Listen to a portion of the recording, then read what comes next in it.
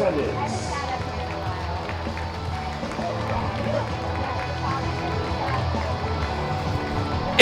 pleasant good evening and welcome to TD Bank Ballpark in Bridgewater, New Jersey, where tonight the Somerset Patriots take on the visiting Long Island Ducks for the first of a massive 3-game weekend set at the Jewel of the Atlantic League. These are the two teams that are tied atop the Liberty Division standings, both teams in first place, both teams with 36 and 23 matching records, and we have ourselves a doozy of a weekend on tap starting tonight.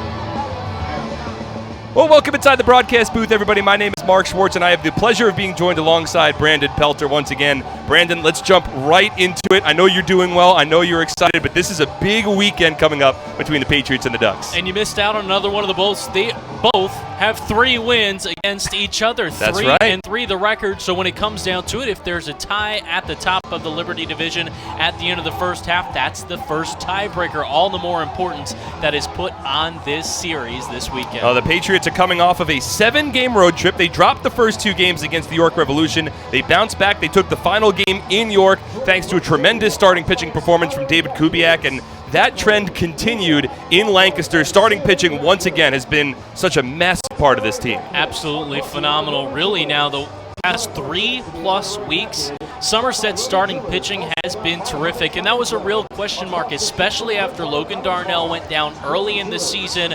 Really, the main ace was David Kubiak. Brett Oberholzer was not that guy that you really expected him to be. He's coming to his own. Liam O'Sullivan, who will start tonight, he's been pitching well, and just last night, David Holmberg turned in a gem. 7 innings, no runs. The last 2 starting pitchers for the Patriots, David Holmberg, as Brandon mentioned, 7 shutout last night. Thomas Dormany, Wednesday night, 6 shutout as well. So 13 consecutive innings from Somerset Patriots starting pitchers without allowing a run. But Brandon, they go up against a tough lineup tonight in the Long Island Ducks. In the way that it falls for the starting rotation for the Patriots, you can't go like they went about it the last time out against the Ducks, in which they went with 3 lefties. Here we're going to see a righty, Liam O'Sullivan, tonight, another righty in David Kubiak tomorrow, and then you go to the lefty in Brett Oberholzer. So it's certainly going to be a little bit of a different look for this Patriots team, but they found a way to quiet the bats last time out against Long Island. Outside of that 3rd game, a 6-0 loss for Somerset, they need to do so again, and you need to take at least 2 of 3. Well, you mentioned it. Tiebreaker is so crucial. Tonight begins a stretch of the final 11 games of the first half for the Somerset Patriots, all 11 against Liberty Division opponents. Brandon, this is as tight of a division as you could ask for right now in the Liberty side. No doubt about it, and you even look at the New Britain Bees, a team that a couple weeks ago had no business being anywhere near this Liberty Division top of things, but they're now only 4 games back, and Somerset, of course, your main focus, and you always think about the rival Long Island Ducks, but High Point's just a game back, and they end the first half of the season on the road against the Rockers. It's 3 against the Rockers to finish the first half, and preceding that series is 5 on the road against the New Britain Bees. This is a difficult stretch of baseball for the remainder of the first half. Just to provide a little bit of context, the last place team in the Liberty Division right now, the New Britain Bees, they have a better record than the first place team in the Sugarland Skeeters over on the Freedom Division side. Sugarland has certainly dropped off the past couple weeks, and York has gotten awfully hot. We'll get into that Freedom Division as this game goes on, but it just goes to show you how competitive this Liberty Division has been in the first half. And we hope to get a little more clarity after tonight's ball game. It's the first of a 3-game set between the Patriots and the Ducks, and as Brandon already mentioned, first team to win 2 games this weekend will own the first half tiebreaker. They come in with a season series tied at 3 games apiece. We're expecting a strong crowd on hand, a baseball caps giveaway for the first 2,000 fans in attendance, that presented by Atlantic Medical Group. And we expect all weekend long strong crowds and hopefully good weather, 84 degrees and a bit humid and hot for tonight's ball game. It's the Somerset Patriots getting ready to come out of their dugout down the first baseline. The Long Island Ducks will come out of theirs down the third baseline. An interesting pitching matchup tonight. Liam O'Sullivan will toe the hill for the Patriots, going up against a pitcher that has historically done very well against the Patriots and Jake Fisher, but last time the Patriots faced Fisher had a good amount of success. And this season, really, against Fisher, Somerset has done well. He's 0-2 against the Patriots. He's given up 8 combined runs against the Patriots, a 3-1 loss, a 5-2 loss in there. They have had the success against the lefty, but you mentioned it. In seasons past, he's been able to handle them. Hopefully tonight for the Patriots, it's much of the same what it has been this season. So Liam O'Sullivan leads Somerset out of their bullpen, their dugout down the first base line, and it is the Long Island Ducks leaving their dugout down the third base line. That is our signal to step aside for the national anthem. When we come back, we'll go over the TD Bank starting lineups, and we will be ready for first pitch in the best rivalry in the Atlantic League, the Long Island Ducks taking on the Somerset Patriots. That next on SPN.TV, 1450 WCTC and WCTCAM.com. You ready for some family fun? Have a ball with everyone. It's a slamming hit. Come on and get patriotic. Today's presentation of Somerset Patriots baseball is brought to you by Atlantic Health Systems, Brother, Diamond Nation, Flemington Car and Truck Country, Flemington Department Store, Fullerton Auto, Health Quest, Horizon Blue Cross Blue Shield of New Jersey Lottery, RWJ Barnabas Health, Valari Design, Northern New Jersey ROTC, T-Mobile, TD Bank. It's slamming hit. Come on, get patriotic.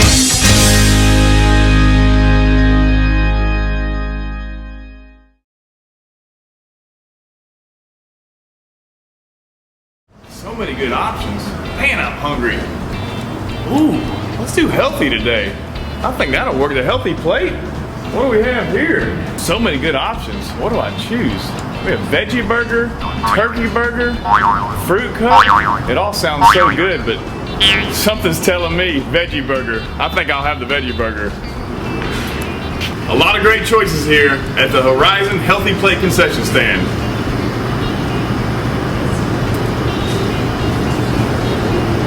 That's a tasty burger.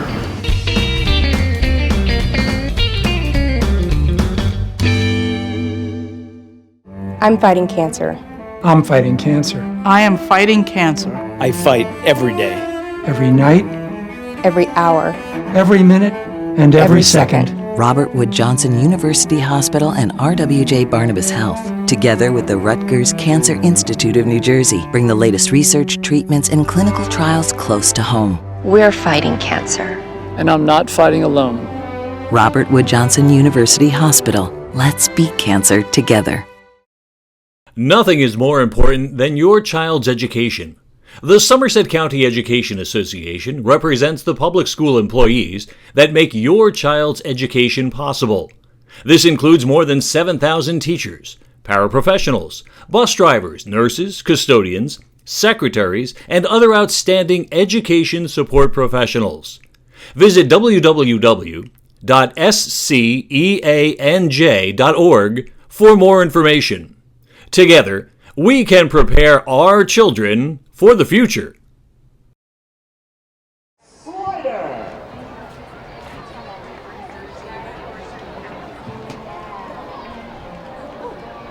right.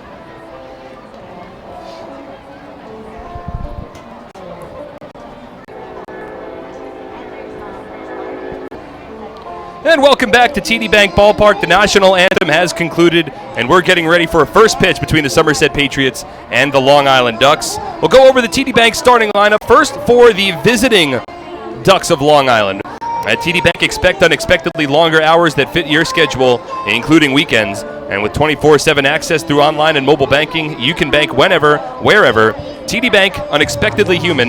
Member FDIC, TD Bank, NA. For the Ducks, they're managed by Wally Backman, assisted by Lou Ford, and a new pitching coach for the Ducks.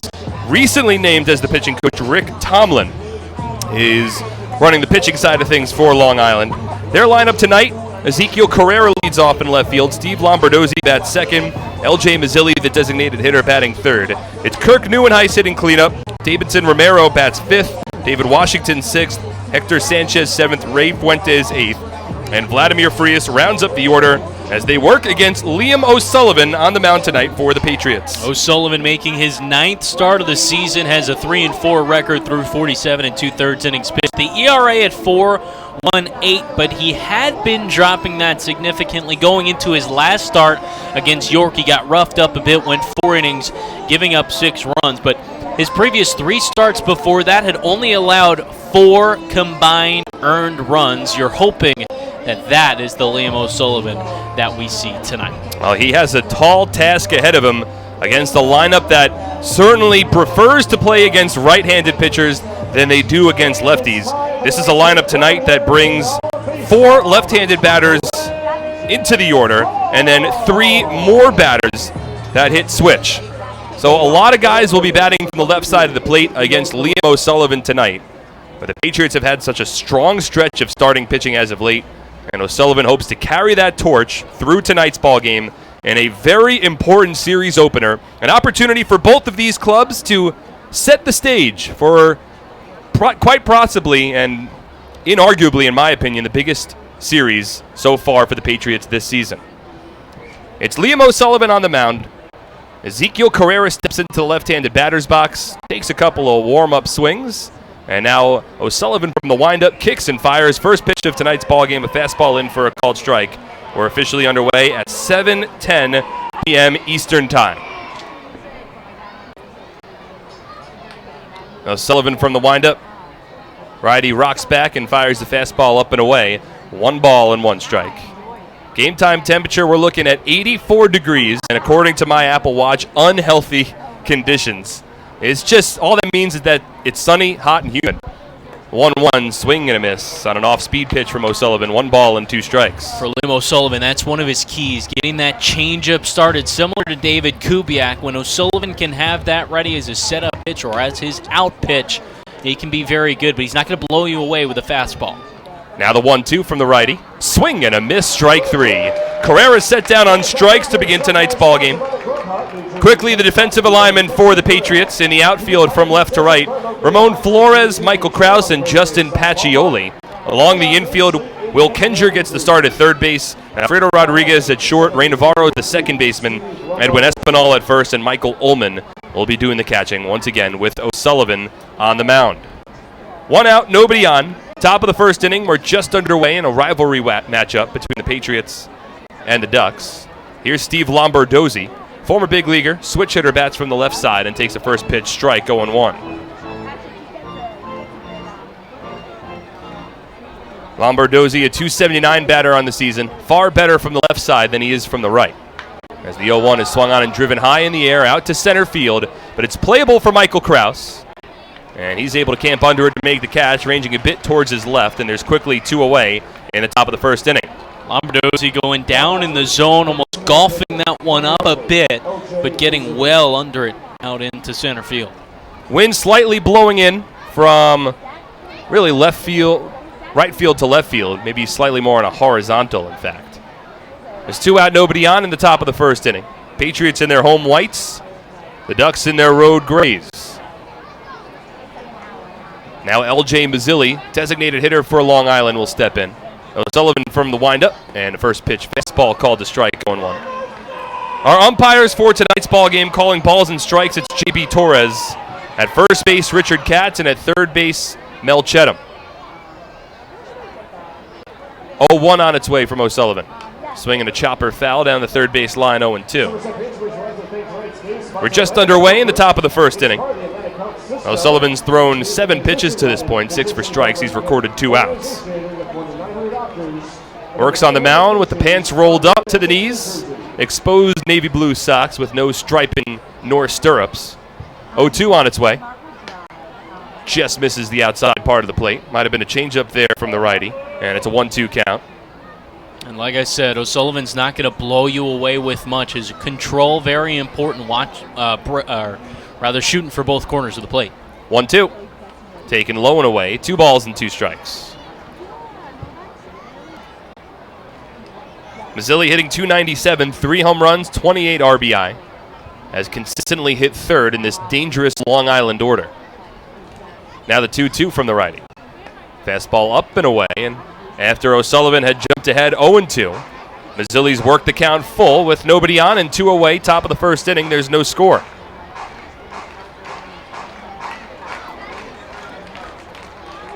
O'Sullivan stares into his catcher, Ullman, gets the sign, and now Mazzilli asks for time. It's granted. Crowd continuing to file in, many of whom rocking the free hat giveaway presented by Atlantic Medical Group. Now the 3-2. Taken low and outside, ball 4. It's a 2-out walk issued by O'Sullivan. And that provides the first base runner of the ball game.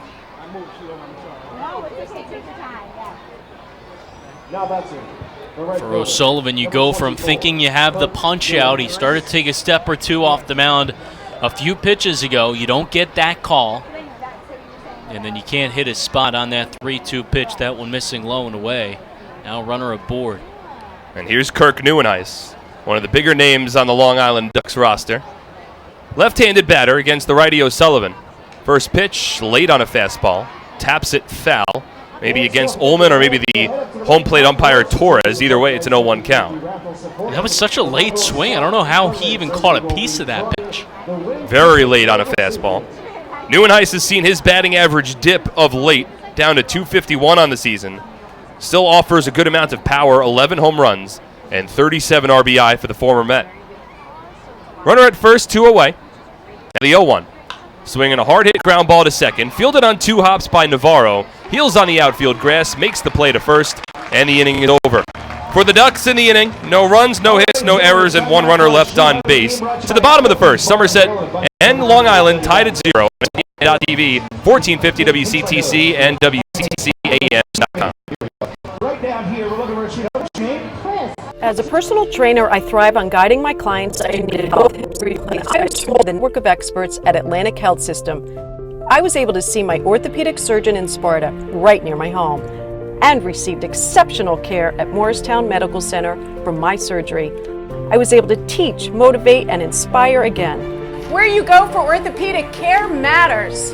Atlantic Health System, because every moment. Somerville Aluminum is proud to announce our greatest remodeling project yet. Valari, new name, same great company.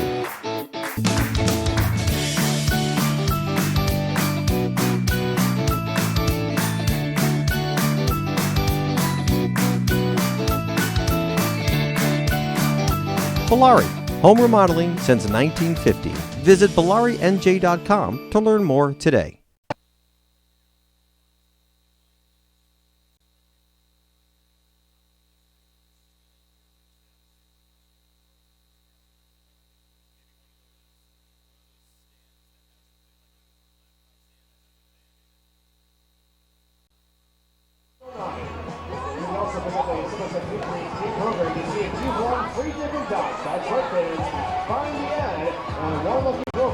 No score at TD Bank Ballpark. We move to the bottom of the first inning between the Somerset Patriots and the Long Island Ducks. Somerset's TD Bank starting lineup, managed by Brett Jody, assisted by Glenn Barker, John Hunton, athletic trainers Phil Lee, also assisted by Fox Beyer, clubhouse manager Milton Miles. For the Patriots tonight, Ramon Flores leads off. Ray Navarro hits second. Jimmy Paredes, one of the newest members of the team, is the designated hitter batting third. Edwin Espinal, the Raritan Building Services cleanup batter of the ballgame. Michael Ullman hits fifth. Will Kenger sixth. Alfredo Rodriguez seventh. Mike Kraus bats eighth. And Justin Pacioli rounds up the order, hitting ninth, with the southpaw Jake Fisher on the mound for the Ducks. For Fisher, he's making his 12th start of the season, his third against the Somerset Patriots, as we mentioned already, 0-2 against Somerset. Overall, a 4-6 record and a 5.16 ERA for the southpaw in his 7th professional season. He works from the windup. Lefty-lefty matchup. First pitch to Ramon Flores, a called strike, 0-1. An interesting note here, Fisher really struggles early on. The Patriots are hoping to get to him here. Opponents hitting .391 in the first inning against him. 0-1 on its way. Flores swings, skies it in the air, foul, third base side out of play, 0-2.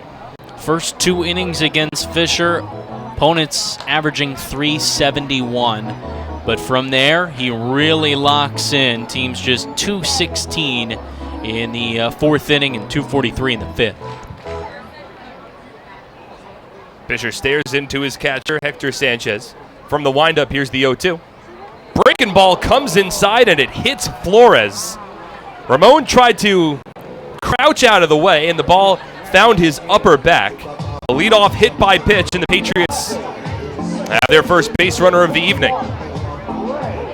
And if there's a pitch to get hit with, it's something like that. A slow breaking ball, especially on an 0-2 count. I'm sure Ramon will take that every day.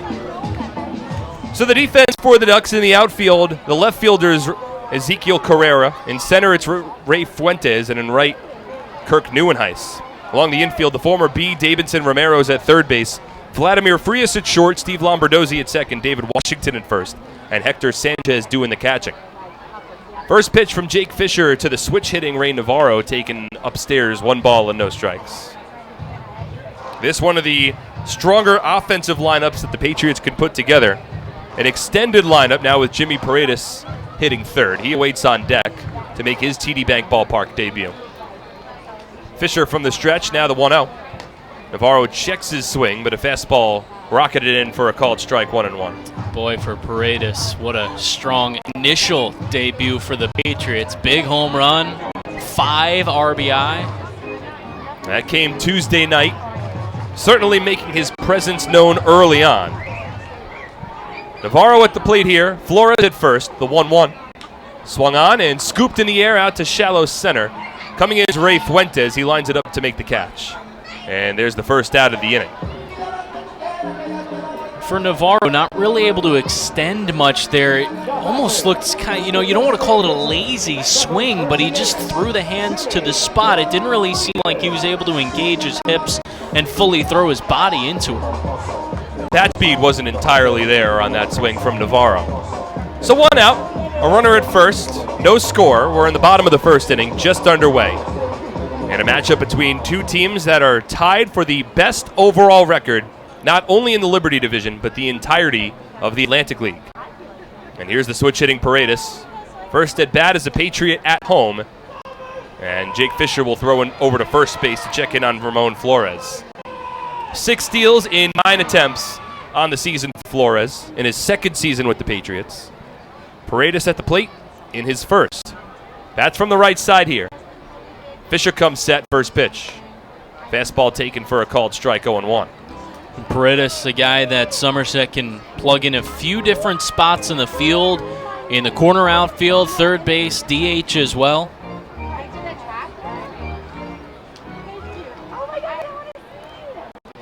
Quick snap throw over to first base from Fisher, and Flores back standing.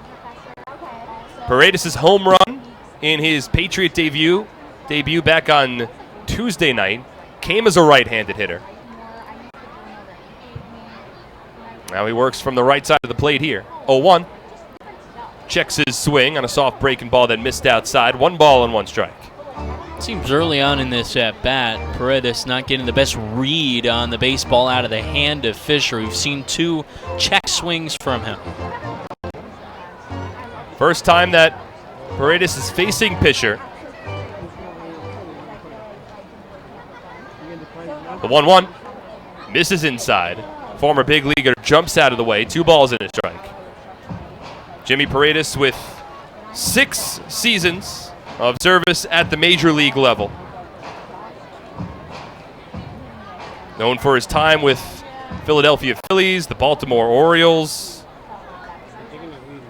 Toronto Blue Jays briefly, Houston Astros for a while. It's the 2-1.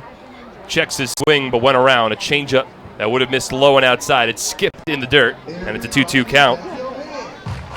In fact, I was watching batting practice for the Patriots. I believe it was yesterday. And no, it was actually in Paredes' first day as a Patriot. He was chatting up with Glenn Barker, who was a scout for the Houston Astros at the same time that Jimmy Paredes was at the big league level with Houston back in the early 2010s.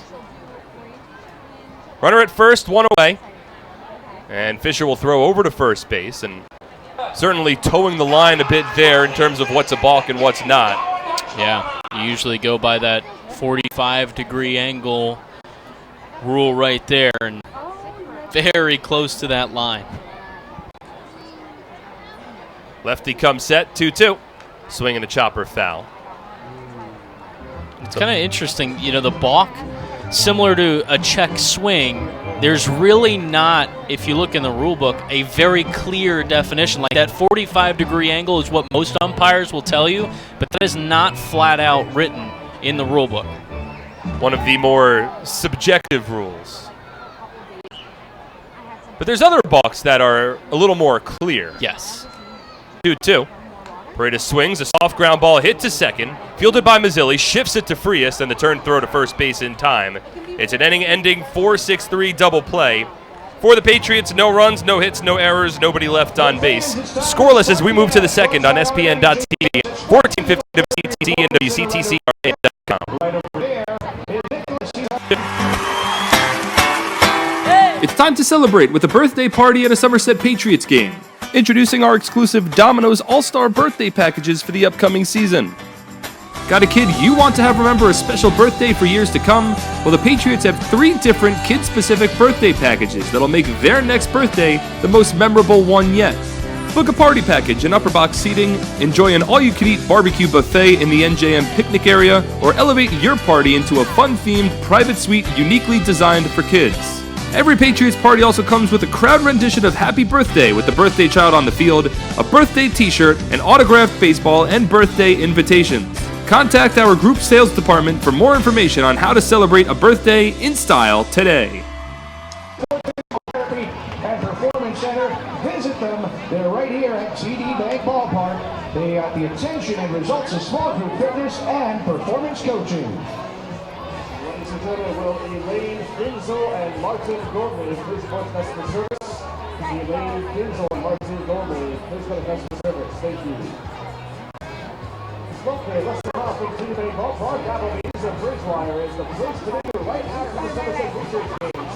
Step by for half-price appetizers after 10 p.m. Point your first with Applebee's amazing rich specials. Visit the Applebee's table all at Concourse. Looking for a great deal on a car? You'll score big savings at your Tri-State Ford dealer, proud sponsor of Somerset Patriots baseball. Visit tristateford.com for more information today. Hey fans, all season long, the Patriots have teamed up with AARP New Jersey to offer its members discounted tickets to every Sunday home game. Just mention the code PATRIOTS3 and that you're an AARP member to get a 50% ticket discount to every Sunday home game. Visit AARP.org today for more information on how you can become a member. AARP, real possibilities. We move to the top of the second inning. There's no score between the Patriots and the Ducks. My name's Mark Schwartz. I'm joined alongside Brandon Pelter. Dave Raish running our boards back on our WCTC end of things. Jonathan Denica running our cameras on the SPN.TV broadcast. Liam O'Sullivan on the mound. Davidson Romero at the plate. He swings at the first pitch and lines a base hit over the leading glove of the third baseman Kenger down the left field line. Flores with a strong throw to second, and they nearly got Romero. Romero was not running hard at all into the second base bag, and he was nearly caught napping, but instead it's a leadoff double for one of the newest members of the Long Island Ducks. Boy, he didn't even slide into second base, and that was a real nice job. Ray Navarro, who's usually at the hot corner for the Patriots, just kind of nonchalantly was hanging at the bag as that strong throw came in from Flores. But awfully close. So Romero at second base. He was recently acquired by the Long Island Ducks from the New Britain Bees for utility infielder Randy Moreno. He's off of second. Here's David Washington. Swings at the first pitch and skies it high in the air out to center field. But Krause lines it up to make the catch. Romero bluffs a tag off of second base. Krause has a strong arm. Throws it on a fly over to third. Romero holds, and there's one away. Boy, that ball didn't hang up there for very long off the bat of David Washington, but he got a good piece of that. He smacked that. I thought off the bat me too. that ball was out of here, and I see Mike Krause take a few steps in. Yeah, that certainly surprised me, but Washington has such a big swing that sometimes that could almost fool you a bit. Doesn't make the perfect contact, but certainly put a good swing on it. So 2 pitches, and 1 out with a runner at second base to begin the second inning. Liam O'Sullivan threw 14 pitches in the top half of the first. Now the switch-hitting catcher, Hector Sanchez. First pitch, bluffs a bunt, pulls it back, and takes a fastball a little high, 1-0.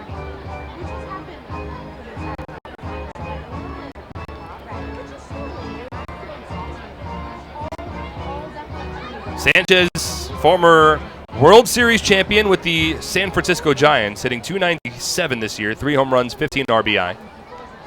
Really weak late swing on a pitch from O'Sullivan. Taps it foul down the third base line, 1-1. I don't even think that was a fastball from O'Sullivan. Might have been more of a changeup, and Sanchez at the very last second decided, hey, you know what, I'm going to swing at this pitch. 1 ball, 1 strike, 1 away. There's no score between the Patriots and the Ducks. Davidson Romero off of second base after his leadoff double. Sanchez bats from the left side. O'Sullivan checks the runner, now the 1-1. Skips low and in. 2 balls and 1 strike. Sanchez has been splitting time at the catcher position for the Ducks, alongside another fellow former big leaguer who's also a switch hitting catcher in Ramon Cabrera. We'll likely see Cabrera at some point during this series. 2-1 from O'Sullivan. Swung on and lined foul softly down the third base line. 2 balls and 2 strikes. Outside of the double from Davidson Romero, it doesn't seem like many of these Ducks hitters have picked up Liam O'Sullivan well. And, he's not necessarily the most deceptive. He's not going to blow you away with anything, but he's mixing his pitches real well early on here. 2 balls, 2 strikes, 1 out, runner at second. O'Sullivan from the stretch. Now the 2-2. Swing and a miss, strike 3. Off speed gets Sanchez out in front. Second strikeout of the night for O'Sullivan, and there's 2 away in the top of the second. Keeping that changeup low in the zone and getting Sanchez to swing over the top of it. It dropped off just a bit. Romero led off the inning with a double. He's still at second base, and there's now 2 away for the left-handed hitting Ray Fuentes. Fuentes hitting .258, 5 home runs and 17 RBI. That's from the left side, first pitch. Swing and a miss. Out in front, another off-speed pitch from O'Sullivan, 0-1. It's been most effective when it's low and on the inner third of the plate. He's been keeping it there a lot tonight. Both of his strikeouts came in that location. O'Sullivan's been ready for this start. He's been eyeballing it since his last time on the mound, recognizing he was getting a Friday night start against the Patriots' rival in front of a strong crowd. 0-1. Fastball a little low. 1 ball and 1 strike. Patriots have been looking at this series collectively for a while. I mean, they were just on the road for 7 games against a couple of Freedom Division opponents, knowing that this series loomed large in the distance. 1-1 from the righty.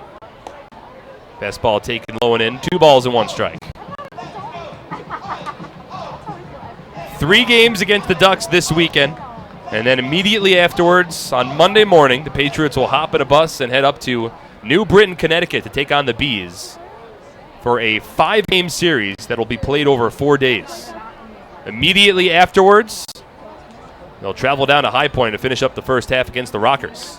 2-1 to Fuentes, lifted foul and out of play. 2 balls and 2 strikes. No runs, 1 hit for Long Island. No runs, no hits for the Patriots. There's 2 out and a runner at second in the top of the second inning. O'Sullivan hoping to work around a leadoff double from Davidson Romero. About to throw his 26th pitch of the evening. 2-strike clap picks up from a strong crowd on hand at TD Bank Ballpark. A lefty versus righty matchup. O'Sullivan took his time getting on the same page with Michael Ullman, and Ray Fuentes asks for time. Fuentes, the 8th batter in the Ducks order. Switch hitter Vladimir Frias awaits on deck. From the stretch, O'Sullivan glove chest high, checks the runner at second, now the 2-2. Fouled to the backstop. Elevated fastball there against Fuentes, who got a little underneath it and tapped it backwards. Yeah, and I think O'Sullivan amped that one up a little bit as well. O'Sullivan in his first season with the Patriots, a former Frontier League Pitcher of the Year back in 2016. Missed 2017 with an injury. Came back in 2018. And now pitching here with the Patriots in 2019. From the stretch, the 2-2. Fastball misses high. And the count runs full to 3 balls and 2 strikes. O'Sullivan really has to be careful keeping that fastball elevated.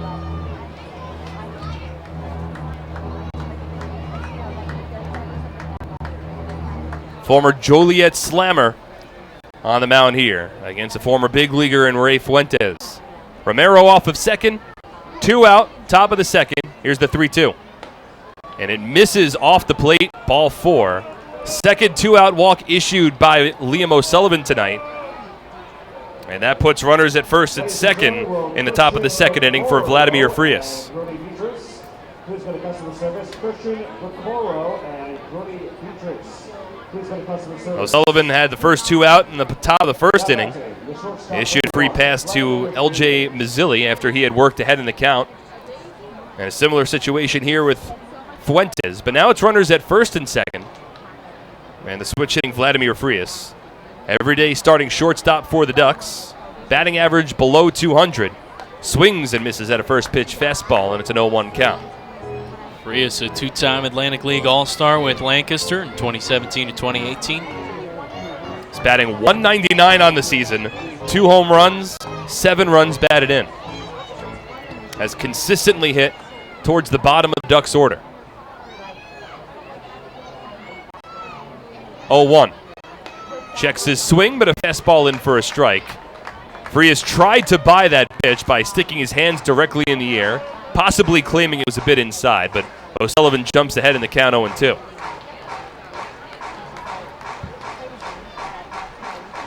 Ducks stranded a runner in the first. They've got 2 on here in the second. O'Sullivan comes set, glove at the chest. Checks Romero at second base. Now the 0-2. Misses high. Right around eye level for Frias, and it's a 1-ball, 2-strike count.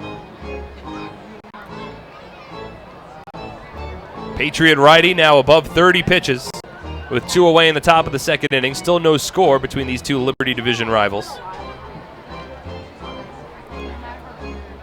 Frias acquired in a trade from the Lancaster Barnstormers for a player to be named later. Bats from the left side. He's a switch hitter.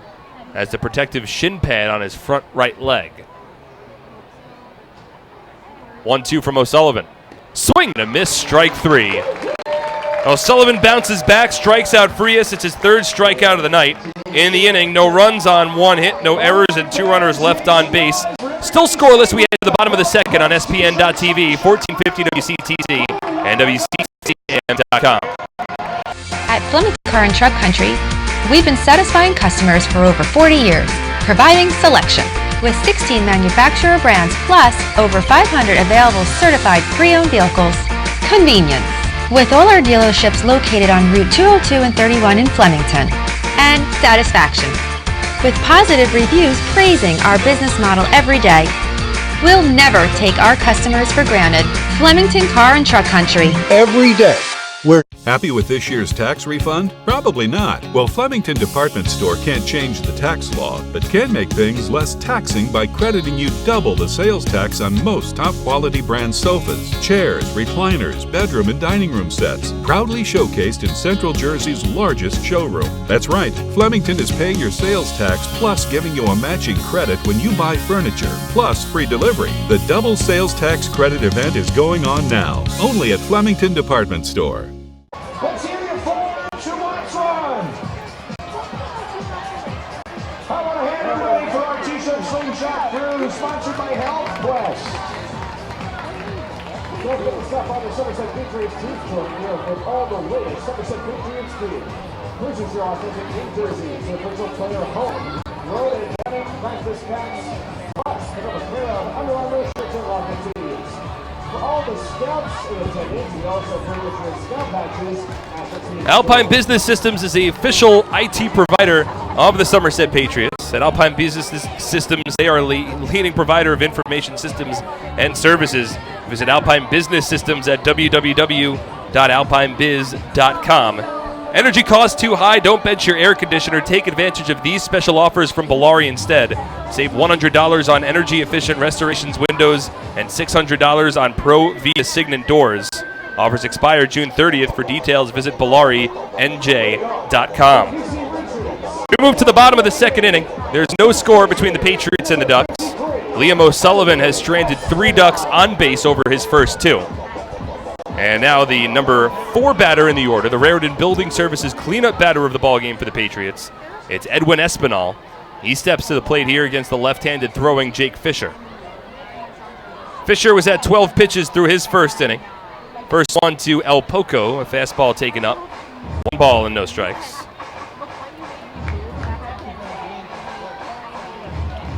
Espinal's played well as of late, riding a 4-game hit streak, a 6-game on-base streak. Swings and chops one foul down the third base line. 1 ball and 1 strike. He's put up strong numbers over that stretch. So much so that his .313 batting average on the season, that now ranks second best on the team and 5th best in the Atlantic League. He has become a qualified batter after missing roughly the first 3 weeks of the season. Takes a fastball up and in from the lefty Fisher, and it's a 2-ball, 1 strike count. Good amount of energy in the ballpark tonight. There's that consistent hum for the fans in attendance. Now the 2-1.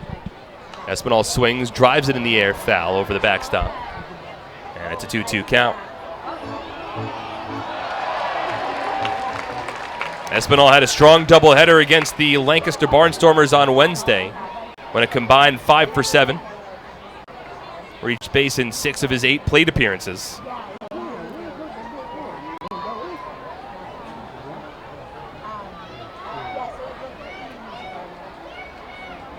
Two on its way. It's chopped down the third base line.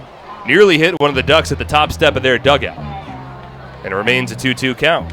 And Espinal's been really good against lefties as well, hitting .439 through 41 at bats.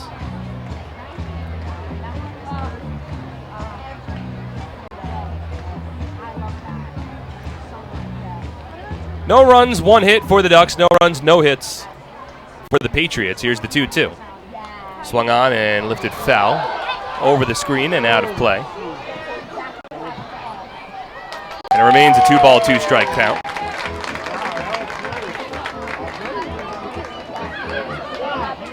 It's Espinal followed by Ullman and Kenger, 4, 5, 6 in the Patriot order, due up here in the bottom of the second inning.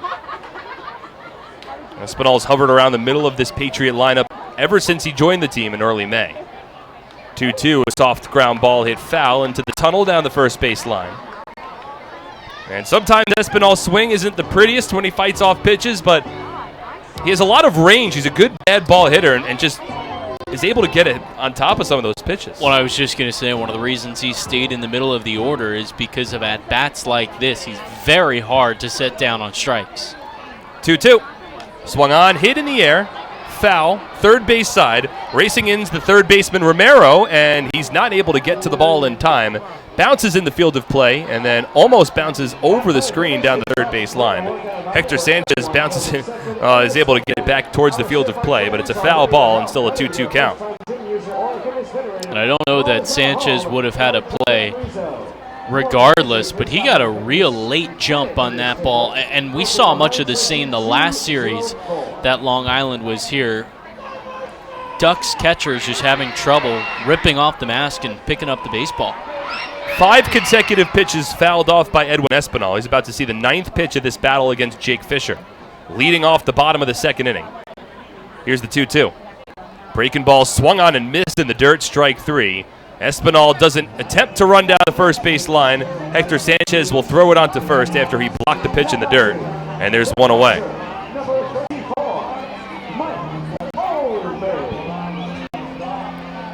So Ullman steps in now after the Espinal strikeout. That's the first K of the evening for Fisher.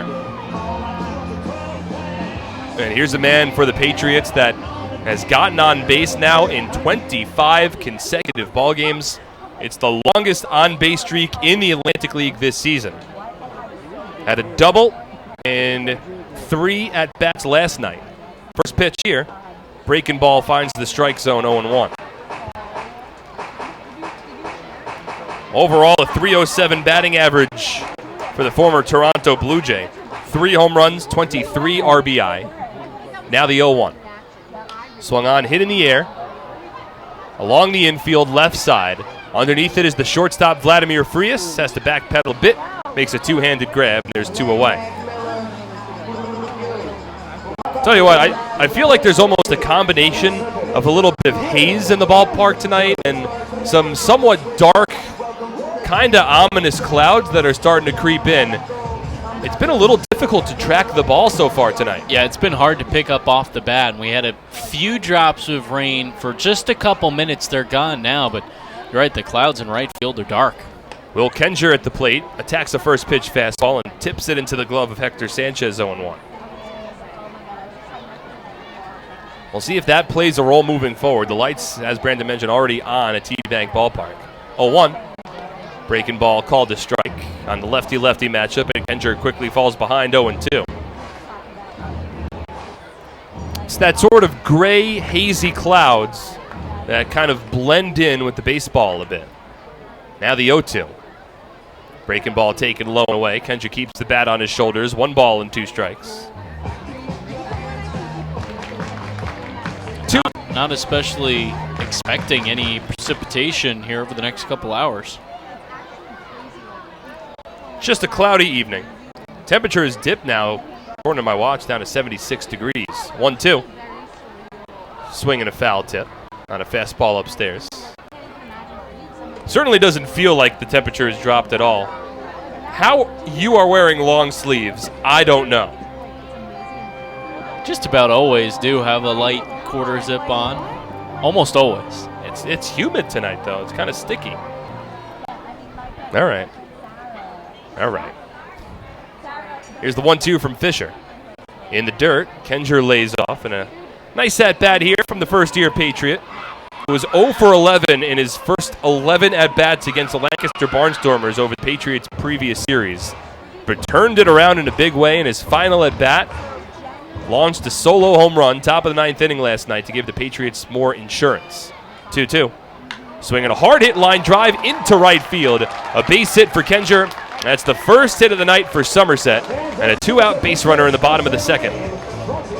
Well, when you think of Will Kenger, you think of a pitch on the inner half. That's what he loves, and that's what he was able to turn on inside. Got the bat head out in front, though, and barreled it up for a line drive single. So Kenger takes first base, a 2-out base runner. And here's Alfredo Rodriguez hitting .274 on the year. A home run and 16 runs batted in. Bats from the right side, first pitch.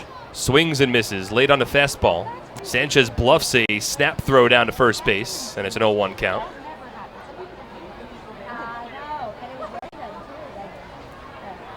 No runs, 1 hit for the Patriots. No runs, 1 hit for the Ducks. Here's the 0-1 from Fisher. Rodriguez swings and skies it in the air out to right field. Kirk Neuenhuis is underneath it. Creeps in, makes the catch, and the inning is over. No runs for the Patriots, 1 hit, no errors, and 1 runner is left on base. We're through 2, and we are scoreless. SPN TV, 1450 WCTC, WCTAM.com. Attention troops, Scout Nights with the Somerset Patriots will be returning to TD Bank Ballpark for the upcoming season on Friday, June 28th, Sunday, July 28th, and Thursday, August 29th. Additionally, our Girl Scout days are set for Sunday, June 30th, and Saturday, September 21st.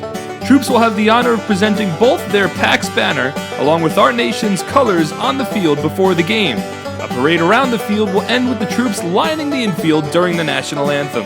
Scouts looking to earn badges for presenting the colors and going on a Go See It outing can fulfill both, all while enjoying America's pastime. Tickets begin at just $8.50 for everyone in the group, with commemorative Scout patches available for just $1.50. Visit SomersetPatriots.com or call 908-252-0700 so you can get involved and have your troop honored at a professional baseball game.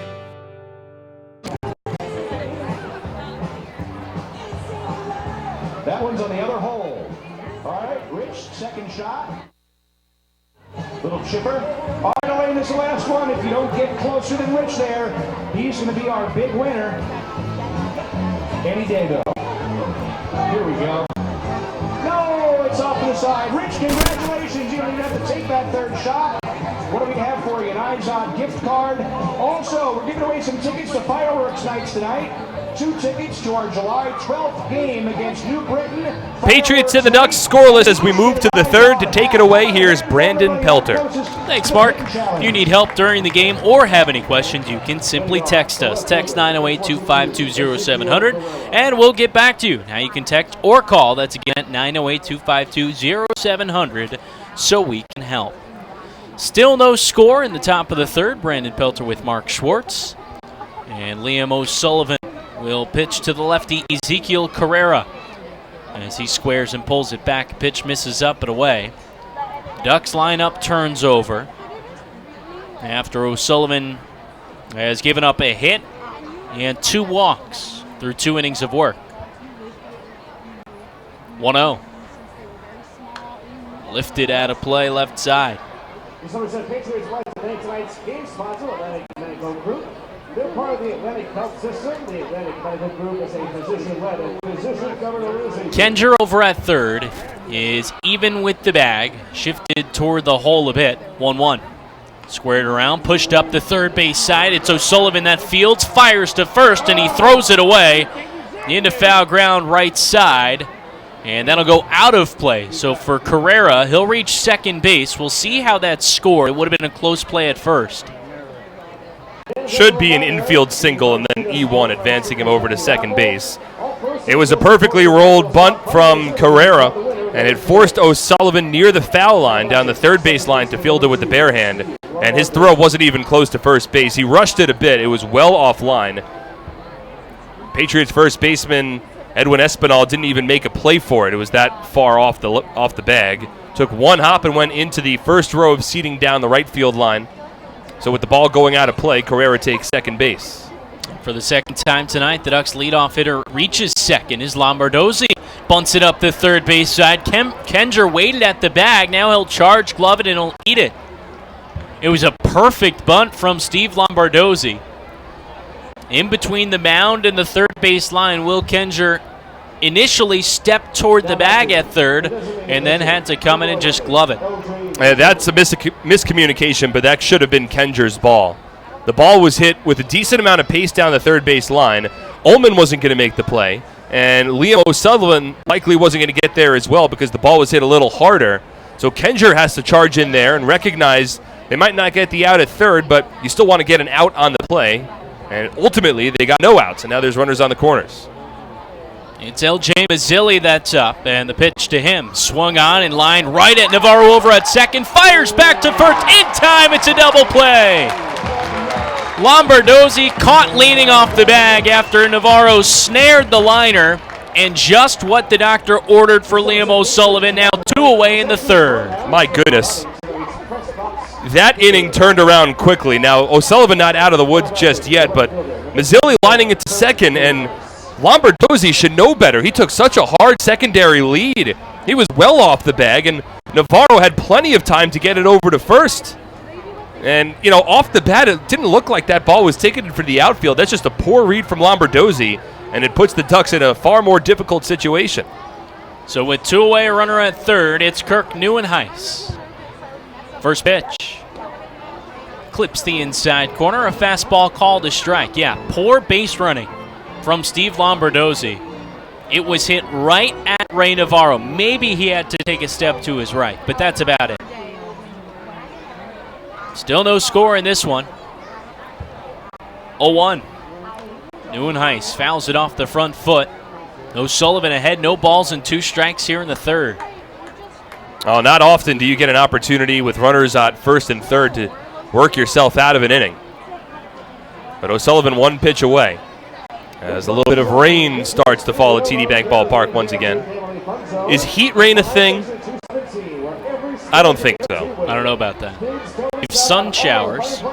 Yeah, it just seems like it's so humid, and we weren't really expecting any rain tonight, but a little bit has begun to fall, and some fans alertly brought umbrellas. Who would have thought? We wouldn't have. You didn't. I did not. 0-2 the count on Neuenhuis. Runner on third, the pitch. Misses away, and a good setup pitch there from O'Sullivan. Just a few inches off the outside corner. It's 1-2. With no outs, O'Sullivan was in a bit of trouble. Runners on the corners. got the double play ball. 1-2. Swing and a hard hit grounder right side. Navarro fields it on a hop, and he makes the play in time to first to retire the Ducks. No runs on 2 hits. 1 man left on base. There was also an error, but still no score through 2.5. You're listening to Patriots Baseball on SPN.TV, 1450 WCTC, and WCTCAM.com. Presenting the lowest car prices you've ever seen. Wow pricing. Only on Fullerton.com. It'll blow you away. If you want the best deals on all new cars and trucks, don't miss Fullerton's absolutely enormous spring clearance event. Get the lowest prices on our entire new inventory all month long. This month only. For over 85 years, in every county across the state, we've protected the health of New Jersey, covering families and businesses through life's big moments and the small ones. Because we don't just work here, we live here too. Over 5,000 local employees, all with the same purpose, taking care of you.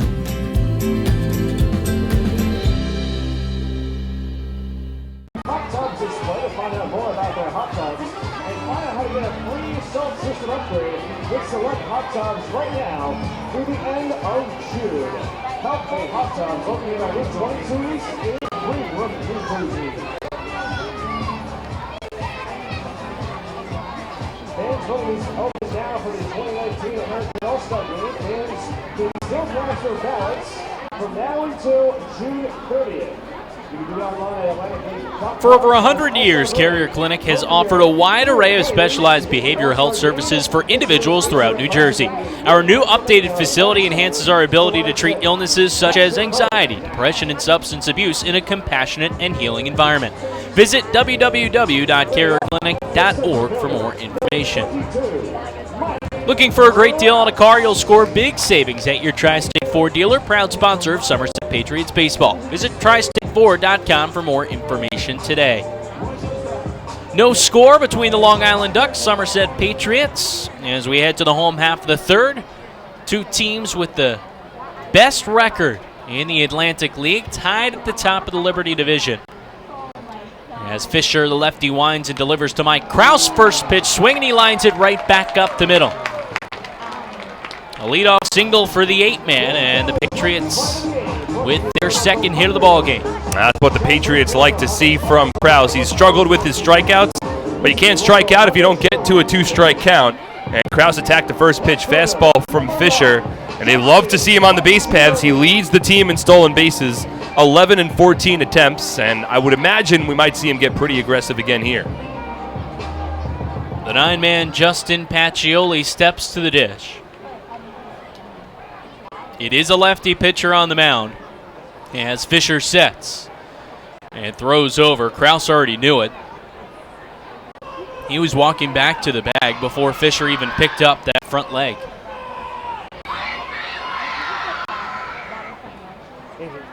Pacioli hitting .283 so far this season. Fisher delivers. Patch squares and bunts it hard, but foul up the first base side. And Kraus, again before Fisher even lifted his leg, took a step or two back toward the first base bag. Yeah, Kraus does that from time to time. When he gets on base early in a ball game, it almost becomes a bit of a timing mechanism for him to sort of square up the pitcher, especially when it's a lefty, and try to figure out how quick he is to the plate, what kind of movement he has. And then second time he gets on base, or even later in the first time, starts to become a little more aggressive. Pacioli swings the bat out across home plate. Now the righty is ready. Fisher throws over to first, and Kraus back on his feet. So we mentioned Somerset and Long Island tied at the top of the Liberty Division. Just 10 games remain after tonight's contest. In this first half, High Point is just 1 game behind, and New Britain just 4. So a tight Liberty. 0-1. That called a strike on the outside corner. Over in the Freedom Division, Sugar Land, they've struggled a bit as of late. Just a 31-30 record. And they at times had more than a 10-game lead on the next best team. Now York has cut it to just 4 games. Southern Maryland 9.5 and Lancaster 9.5 as well back. 0-2 upstairs. And for York, they have been on a tear as of late. Over the last 13 games, hitting .330 with 42 doubles. The next most from an Atlantic League team, Long Island, with 28 over that stretch. Another throw over Kraus back safely. They have been hitting the ball, and they've been hitting it hard. Oh, those numbers just make it all that more impressive. And we talked about it before the game, Brandon. The start that David Kubiak put together Sunday afternoon, 7 shutout, 2 hits, no walks, 13 strikeouts. 1-2, throw over to first. They've caught Kraus leaning, and he is tagged out. Washington fired down to second base, and Kraus just held up. If he had slid in, he might have been safe. Yeah, I don't know why Kraus didn't slide there. He was cleanly picked off of first base. He was running on first movement, and if he goes full hog into second base and dives in or slides in, there's a chance he could get underneath the tag, but he just went in standing. 1-2 in the dirt, a breaking ball. I understand that if you know that you've been picked off, it might be immediately a bit demoralizing, but I don't understand why Kraus didn't at least try to slide in there, force an errant throw, apply some pressure. You never know what could happen. Fisher to the wind in the 2-2. Swung on, and this one lifted in the air to left field. Back is Carrera, and he'll settle under it and make the catch for the second out. Bit of a head scratcher. I mean, you'd think you get picked off like that, you put your head down and you run as hard as you can. With the speed that Kraus has, you can certainly force a mistake. Yeah, the Ducks picked the right spot with him, and he just decided not to slide into second base. So with 2 away, Ramon Flores steps in. Was hit by an 0-2 pitch back in the first. Pitch. Off speed, misses low and in. Still no score in this one. A pivotal contest, first of 3 between Long Island and Somerset.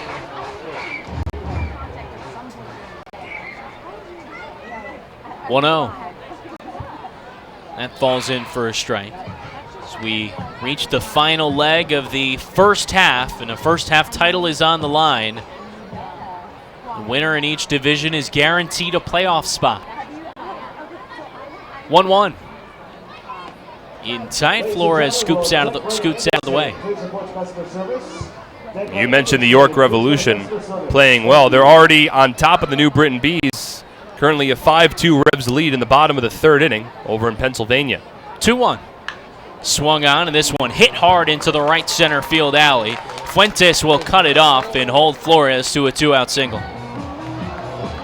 Level swing there from Flores, and just one of the many reasons why that pickoff of Michael Kraus was so big at the beginning of this inning. If Kraus is able to get to second base, or if he's not picked off, then you have top of the order, and specifically Flores, who's been so strong, all season long. But instead, he comes to the plate with a 2-out, nobody on, and a base hit just puts him over at first. Flores now with a 6-game hitting streak. As Ray Navarro steps in with 2 away in the home half of the 3rd, no score in this one. Fisher delivers. Slow breaking ball that misses away. That's one of Fisher's go-to pitches. He has that slow curveball. Also likes to snap off a changeup that has a little movement away from right-handed batters. Flores off of first, and the 1-0. Fastball in tight to Navarro. He jackknifes away. 2-0 the count.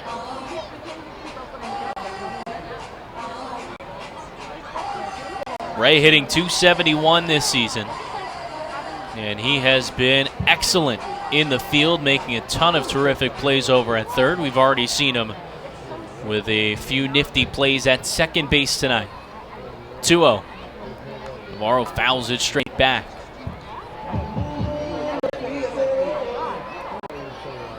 Patriots have been good at home as of late. They've won 11 of their last 12.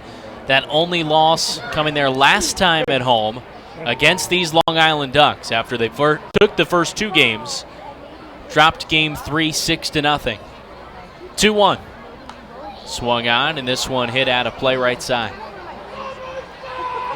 And considering that this weekend represents their last 3 home games of the first half, even more of a reason to take advantage before that tough road trip to finish off the half. Mentioned it earlier, it'll be 5 against New Britain and 3 at High Point to end the first half. So after this 3-game stretch, the Patriots go back to being road warriors, and they'll need to be good. 2-2 the count on Navarro. Flores off of first with 2 away in the third. Throw over, Ramon back on his feet. Patriots also in a stretch where they don't have any days off for the rest of the first half. So there aren't a lot of opportunities for breathers for this team, especially considering the hard travel that's facing them ahead. 2-2.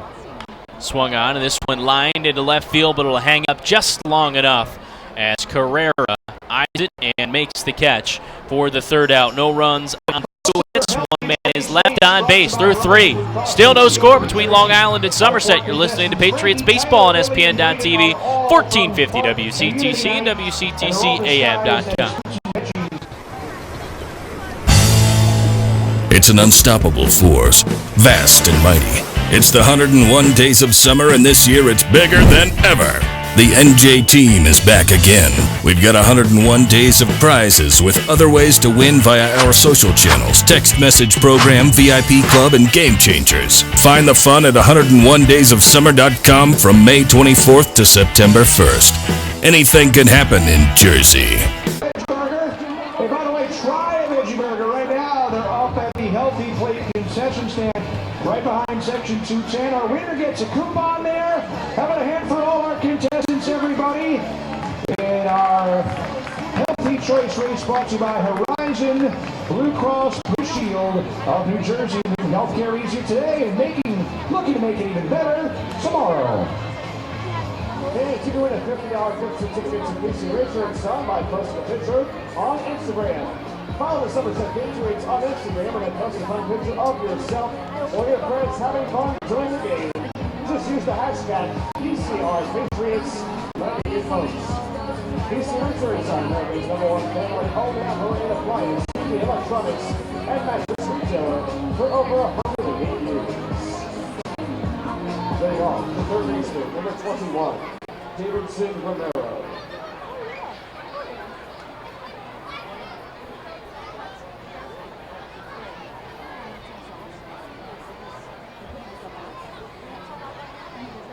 No scores. We start the top of the 4th inning. It's Long Island and Somerset. Final 3 games between these 2 teams in the first half. Liam O'Sullivan delivering now to Davidson Romero, leading things off for the Ducks. Romero takes a first pitch called strike.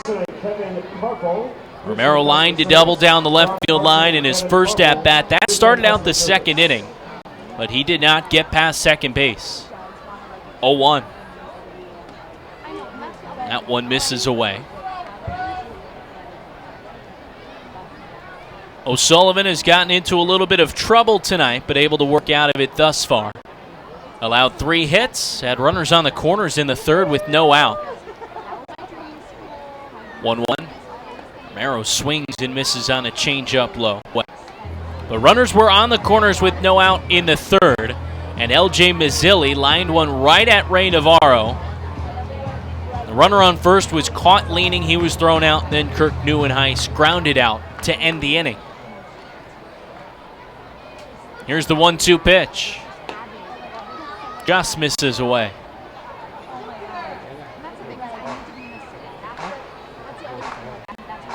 So 2-2 on Romero, leading off the top of the 4th inning. O'Sullivan, the righty.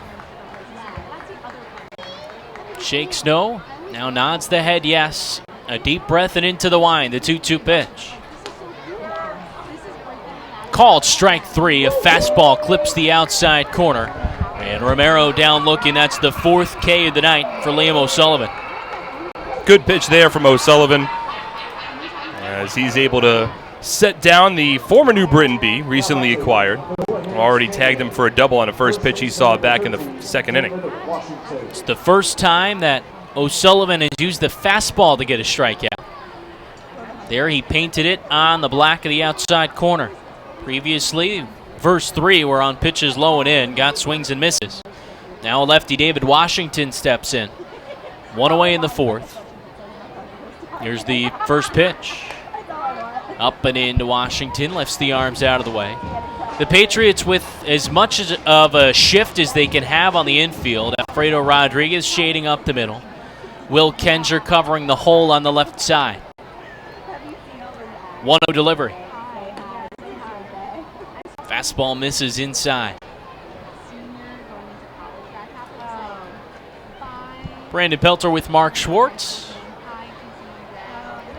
Beautiful night for baseball. Maybe a little bit hot here in Bridgewater. 2-0. Swing and a miss. Big hack from Washington. Came up empty on the changeup. Yeah, he nearly fell out of his shoes swinging for the fences there. 16 home runs on the year for Washington, tied for the league lead. Hasn't gone deep against the Patriots yet. Here's the 2-1. Misses low and away. 3 balls and a strike. The count here. He might have. I gotta David look. Washington. I gotta look back at that. He might have. If something goes wrong here, you are going to hear it. 3-1. Swing and a miss. Another big hack on a changeup buried on the inner third below the knees. Well, boy, he was certainly looking to swing for the fences there. Got a pitch low, and left-handed batters oftentimes like to elevate those pitches low, sort of drop that front arm.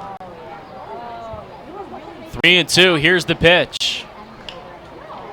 Fouled off out of play. He has not, by the way. I don't know where the Patriots might rank, but they certainly have a handful of pretty superstitious players. Yes, they do. And they have at least one non-superstitious broadcaster. Yes, they do. 3-2. Washington swings and misses. Fifth strikeout of the night for Liam O'Sullivan. Second out here in the fourth, and it seems like O'Sullivan has found a bit of a groove. Yeah, O'Sullivan's realized the kind of pitcher that he is, and I've talked to him a little bit about that. When he first broke into the Frontier League, was sort of dependent on his location, and he still remains that way, but he's tried to elevate his strikes, his velocity a bit, and that time was able to garner a swing and miss. First pitch here to Hector Sanchez, busts him inside. You don't necessarily have to have, as we've mentioned often, you don't have to have mid-90s, but what you have to be able to do is when you have your fastball, even at 87, 88, 89, you need those off-speed pitches that complement it in the low 80s or the high 70s, and that's what he offers. 1-0.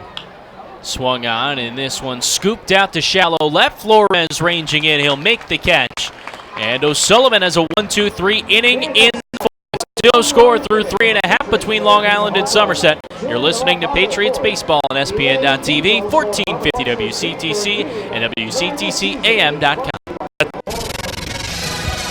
Attention Jersey camps, it's time to start thinking about your summer schedule and field trips for your campers. The Somerset Patriots Camp Days have returned for the upcoming season. Head over to TD Bank Ballpark in Bridgewater to check out top-notch baseball for the best price in town.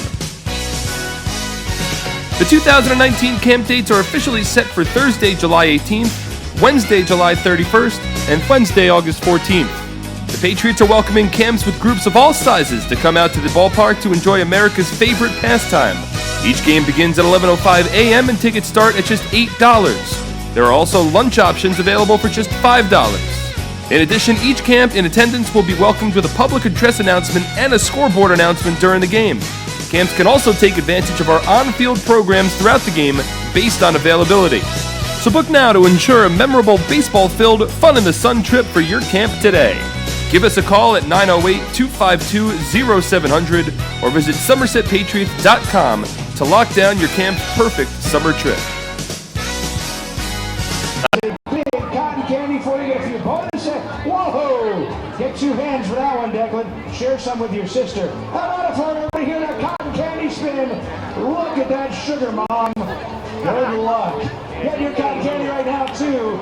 We're done. You get online right here behind section 206. Hey kids, would you like to have an ice cream party, receive exclusive Somerset Sluggers merchandise, and tickets to games? Then become a member of the Somerset Sluggers Kids Club for just $15. You could receive tickets to 6 games and join in on 3 exclusive VIP experiences. Call our Sluggers coordinator Tim at 908-255-1422 or visit our Somerset Sluggers page at somersetpatriots.com to learn more and sign up today. The Somerset Patriots would like to thank Children's Specialized Hospital for their support of the 2019 Somerset Sluggers Kids Club. And Diamond Nation, located in Flemington, New Jersey, is the premier baseball and softball facility in the Northeast and is home to the Jack Huss Baseball and Jenny Finch Softball Academies. For more information on private lessons and outstanding camps for individuals and teams, visit them online at diamondnation.com. To the bottom of the 4th we go. Still no score between Long Island and Somerset.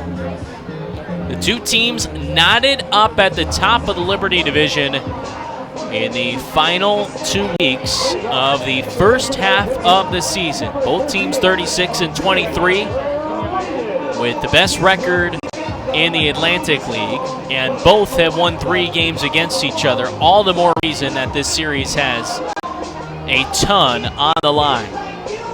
First tiebreaker is that head-to-head record. Patriots lost 2 of 3 to begin the head-to-head on Long Island as Jimmy Paredes smashes the first pitch he sees, but well foul in the seats and left. And then just last week, Somerset taking 2 of 3 against Long Island, although it felt like a little bit of a letdown because the Patriots won the first 2 games and then came out a bit flat in game 3, 0-1. Paredes takes a slow curve for a called strike.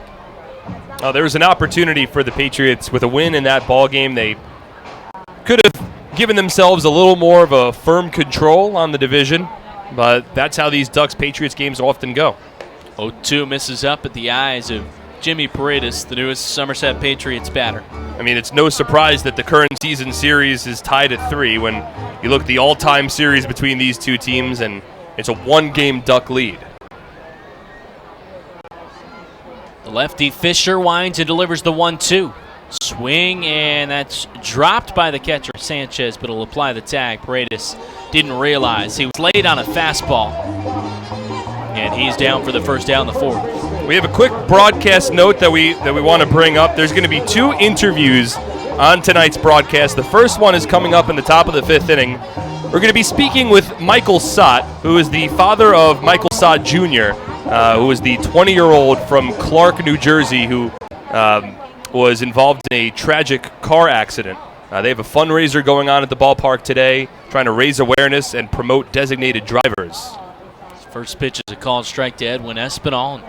It's been a terrific turnout from the Clark community tonight. Yeah, the entire Clark community is out there wearing matching red T-shirts. We'll be speaking with Michael Sott in the top of the 5th, and then Bill Elliott, the founder of the Hero Campaign, in the top of the 6th. 0-1 misses in the dirt to Espinal. Of course, on a beautiful night for baseball, a very serious topic, but we'll be trying to promote designated drivers and speaking on behalf of Michael Sott Jr. Here's the 1-1. This is upstairs to Espinal. Edwin in the midst of a 6-game on-base streak. 4-game hit streak as well. Hitting .313 entering the night. He's turned it on as of late. The righty seeing a ton of success against left-handed pitching this season, hitting .439 entering the night. Here's the 2-1. Swung on, and this one driven in the air to right center field. Fuentes ranging over, and the center fielder makes the catch in the right center field alley. Espinal's been starting to spray the ball a bit more towards right and right center, and I like the approach from him, because if you're starting to get to the plate with the idea of waiting a little further back and driving the ball the opposite field, only thing that's going to do is help you out.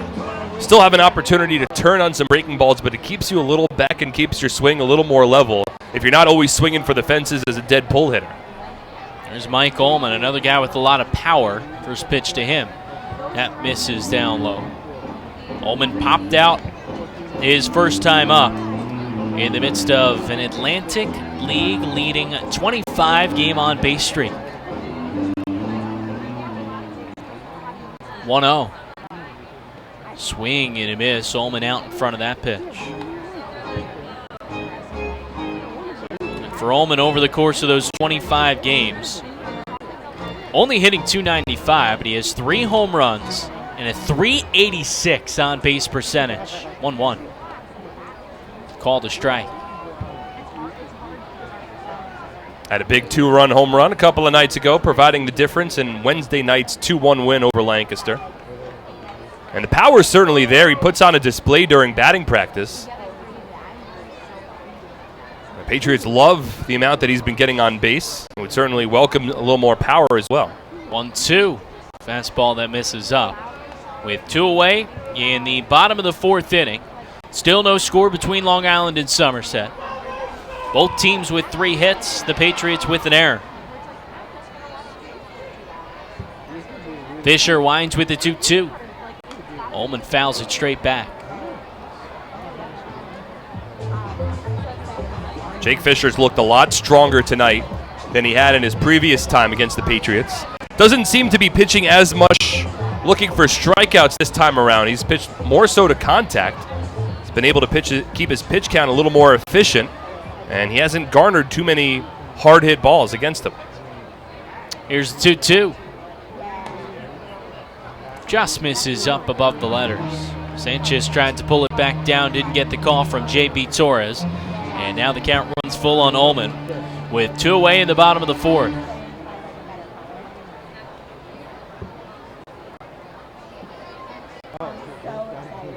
Three-2 pitch.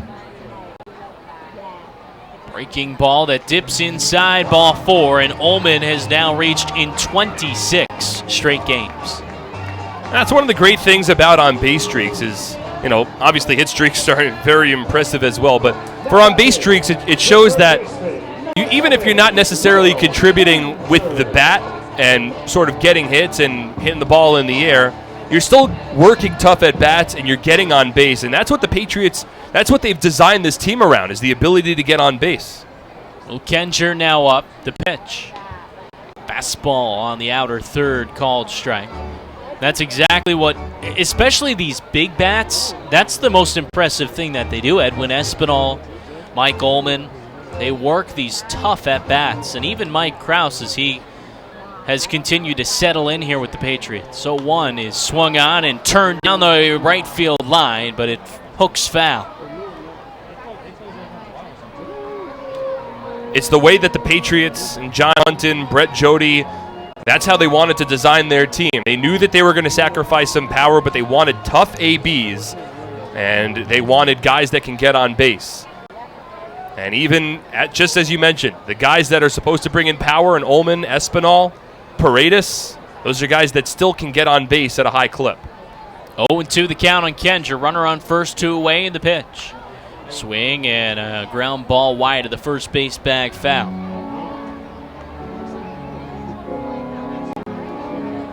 Every once in a while, with that on-base percentage, you'll get a guy that could poke one out of the ballpark.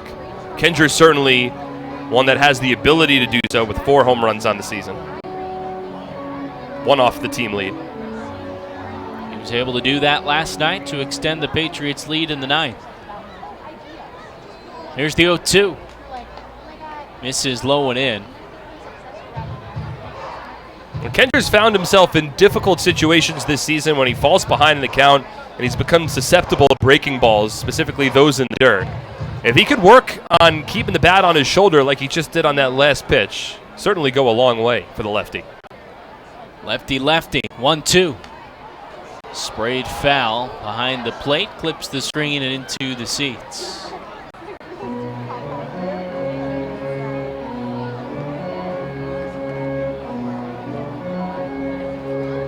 Patriots have had a runner aboard in each inning tonight.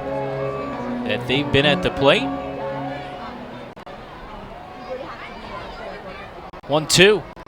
Swing and a miss. Kenger down on the breaking ball. And the Patriots are retired in the fourth. No runs, no hits. One man is left on base through 4. Still no score between Long Island and Somerset. You're listening to Patriots Baseball on SPN.TV, 1450 WCTC, and WCTCAM.com. I'm fighting cancer.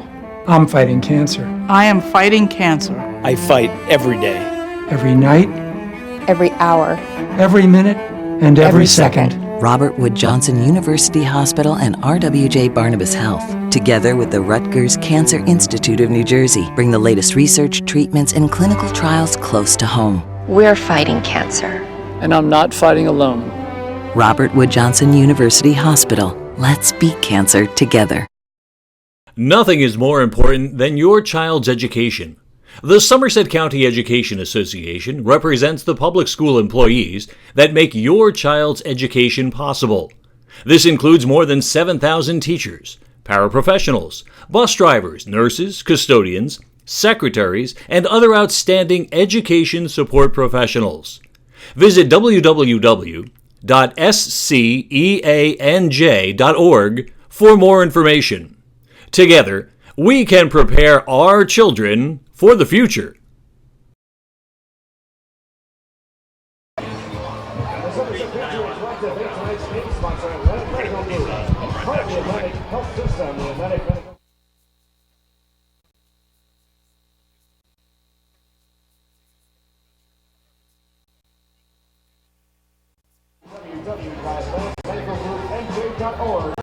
And welcome back to T-Bank Ballpark. We return for the top of the 5th inning as the Somerset Patriots and the Long Island Ducks are scoreless in the first game of a 3-game series. My name is Mark Schwartz, and here in the top of the 5th, I am joined by Michael Sott, who is the father of Michael Sott Jr., who was involved in a tragic car accident that happened late last year, was a member of the TCNJ community.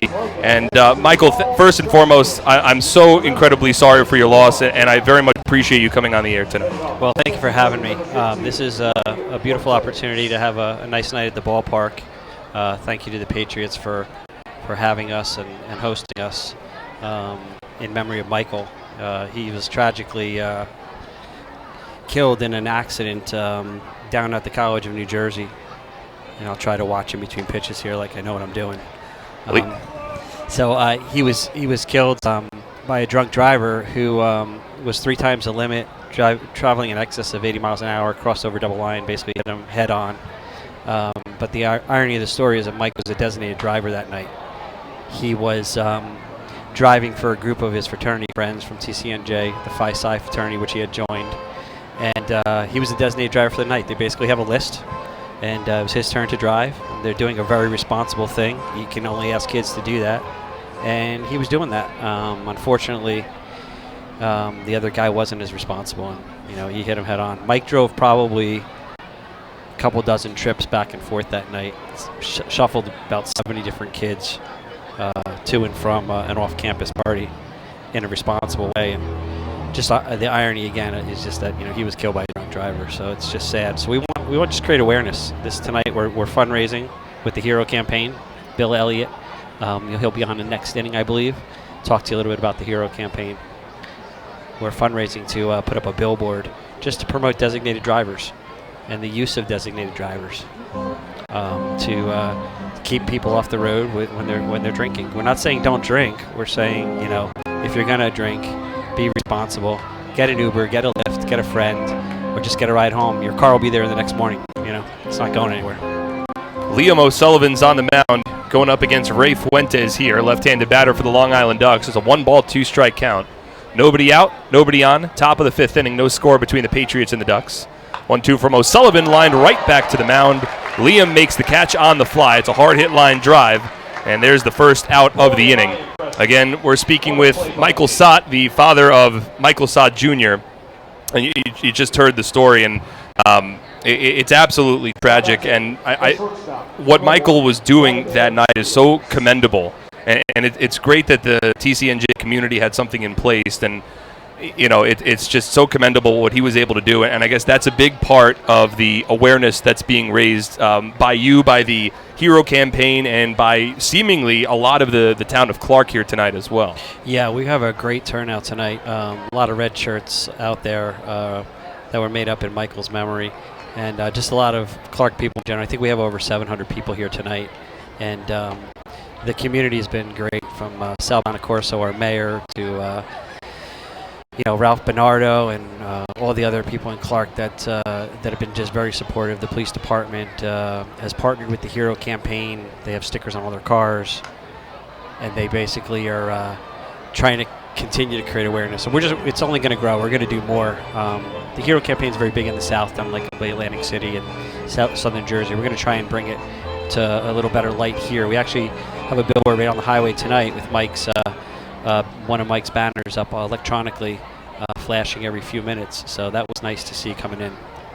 Vladimir Frias is at the plate and takes a fastball outside. 2 balls and 1 strike. There's 1 out, nobody on in the top of the 5th inning. No score between the Patriots and the Long Island Ducks. My name's Mark Schwartz. I'm joined by Michael Sott here on 1450 WCTC. 2-1 on its way from the righty O'Sullivan. It's a breaking ball that drops in for a strike. 2 balls and 2 strikes. Again, Mike was a baseball player. He loves baseball. We spent many nights here in this park watching the Patriots play. We used to watch when, amazingly, we've come to a lot of games when they played the Ducks, and Nettle's son played third base. He loved baseball. All my kids loved baseball. And Mike was a big Yankee fan. I was going to say Mets or Yankees. Yeah, he loved the Yankees. Loved Derek Jeter.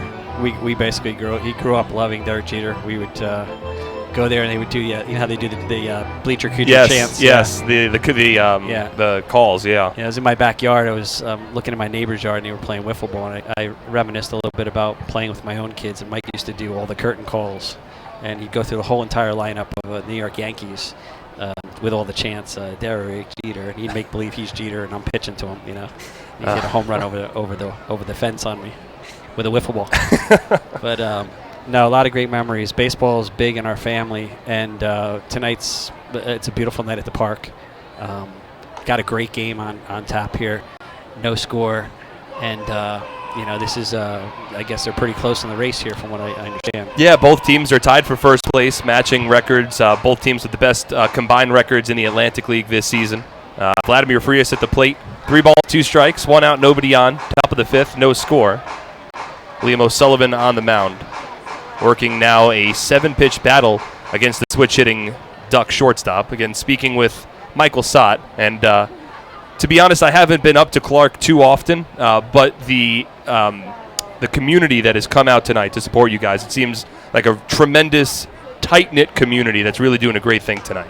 It's a great town. I mean, the people are awesome. I mean, like I said, from the police department to the mayor to just all the families that we know and that we don't know, they came out. I mean, it's tough to talk about, but it's kind of was amazing. We had the wake service, and we're supposed to go from 3 to 9, and we ended up starting at 2, and we didn't leave there until midnight. The last person walked in. People waited in line 6 hours.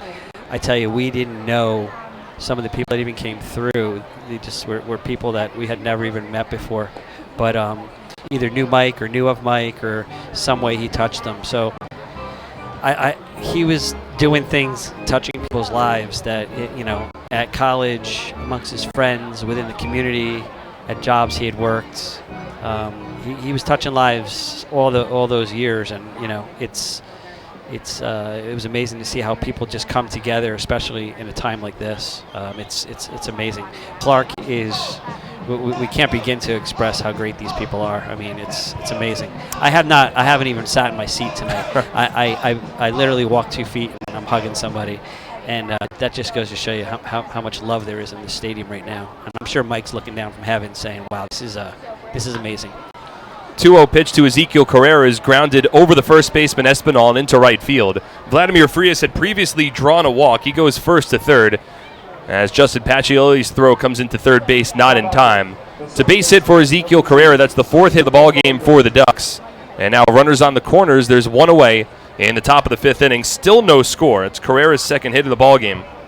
My name is Mark Schwartz, and I'm speaking with Michael Sod, who is the father of Michael Sod Jr., and we touched upon what happened at the beginning of the inning. For those who might just be tuning into the broadcast now, Michael Sod Jr. unfortunately passed away in a tragic car accident down in Ewing, New Jersey, home of the TCNJ campus, as a designated driver, and killed tragically in a car accident with a driver that was well over the alcohol limit. As stepping into the plate here, Steve Lombardozzi takes a first pitch strike. I very much appreciate you coming in and being an open book, Michael. It really means the world. And I know that you want to bring awareness in Michael's honor towards promoting designated drivers. And we have the hero campaign here today as Steve Lombardozzi pops this one up along the left side of the infield. It's a shortstop, Rodriguez, who fashions his play after Derek Jeter. Makes the catch in shallow left field. There's the second out of the inning. So runners on the corners, 2 away, still no score. Before the inning potentially comes to an end, what are you doing in the hero campaign to specifically promote designated drivers in the community? So we're pretty much 6 months into this since Mike passed, but pretty quickly Bill Elliott and his wife, blanking on her name right now, Muriel Elliott. They reached out to us pretty quickly, and what we're trying to do is we get a billboard up to keep it up forever with Mike's memory on it. Basically, just saying Mike's a hero. He was a designated driver. We promote designated drivers. Be a hero like Mike. So it's in no way again saying don't drink. We're not saying don't drink and don't go out and don't have fun. We're saying if you're going to drink, just be responsible. There's no reason for all these deaths you hear about. I mean, when it happens to you and you start to watch the news a little bit more, you see it happens almost every other day. Somebody's dying of a DWI accident, and it just doesn't need to happen. There's no reason for it.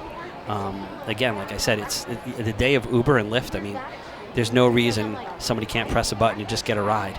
You know, and I'm sure if you tell a bartender, hey, I don't want to get in a car, a bartender will give you tip money and put you in a car. You know, and that's their job, to make sure that you leave there and you're safe. So that's the message we want to get out. It's a new calling for us. It's not something I ever anticipated I'd be doing, but it's the situation I'm in now. So that we're in now, and so we're going to do everything we can to keep Mike's memory alive. We're going to partner with the Hero campaign, and I'm sure we'll do some other things down the road to keep Mike's memory alive. But this is the first of many that we're embarking upon, and it seems like a great cause. There's a 3-1 count with 2 out, runners on the corners in the top of the 5th inning. Still scoreless.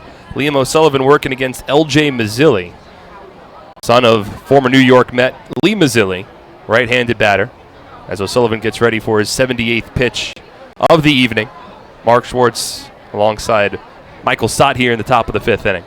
And I have to commend you. I mean, I'm speaking here, and you're giving me your full attention, and then you turn away for a second to give a little play-by-play here, and it's like you never missed a beat. So, it's a true talent to watch you do what you do. For those at home that don't have the opportunity to see what I'm seeing right now, I'm completely blown away and impressed at how smooth he is.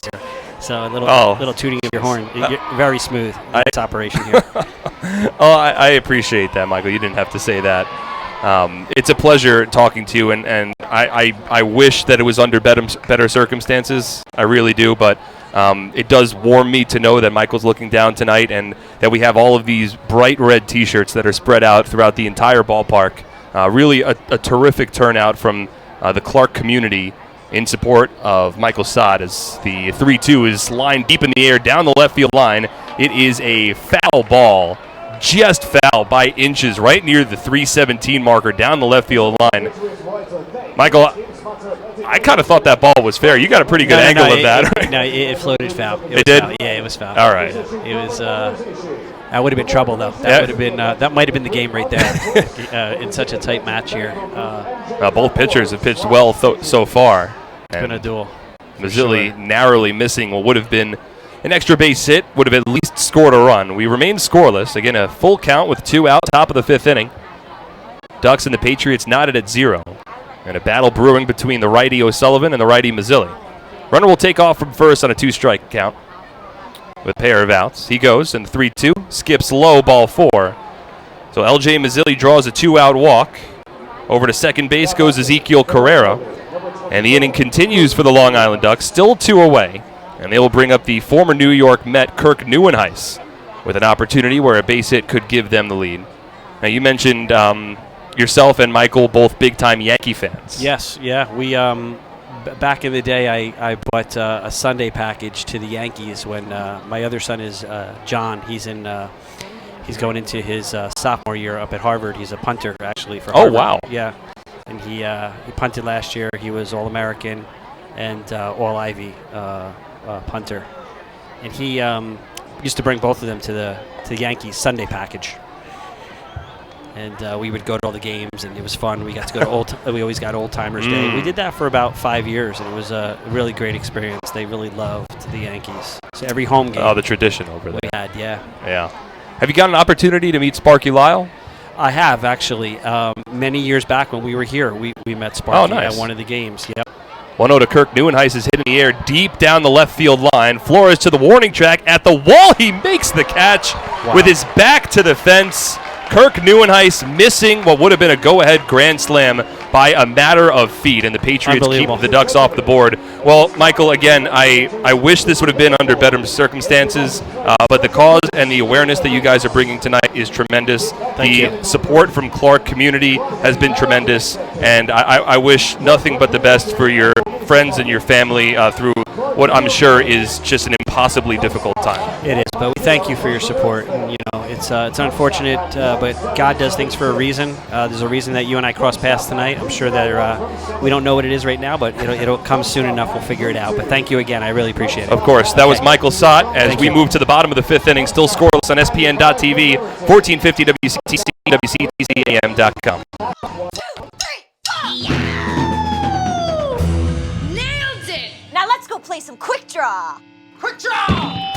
Nothing beats the draw of Quick Draw, the game with over 40,000 daily winners. Find a place and bring it. Happy with this year's tax refund? Probably not. Well, Flemington Department Store can't change the tax law, but can make things less taxing by crediting you double the sales tax on most top-quality brand sofas, chairs, recliners, bedroom and dining room sets, proudly showcased in Central Jersey's largest showroom. That's right, Flemington is paying your sales tax plus giving you a matching credit when you buy furniture, plus free delivery. The double sales tax credit event is going on now, only at Flemington Department Store. Okay, let's kick it off with a power sprint. Go, go, go. Stop. Killer class. Let's go play Quick Draw. Nothing beats the draw of Quick Draw. A $1 bet could win up to $100,000. Find a place and bring your people.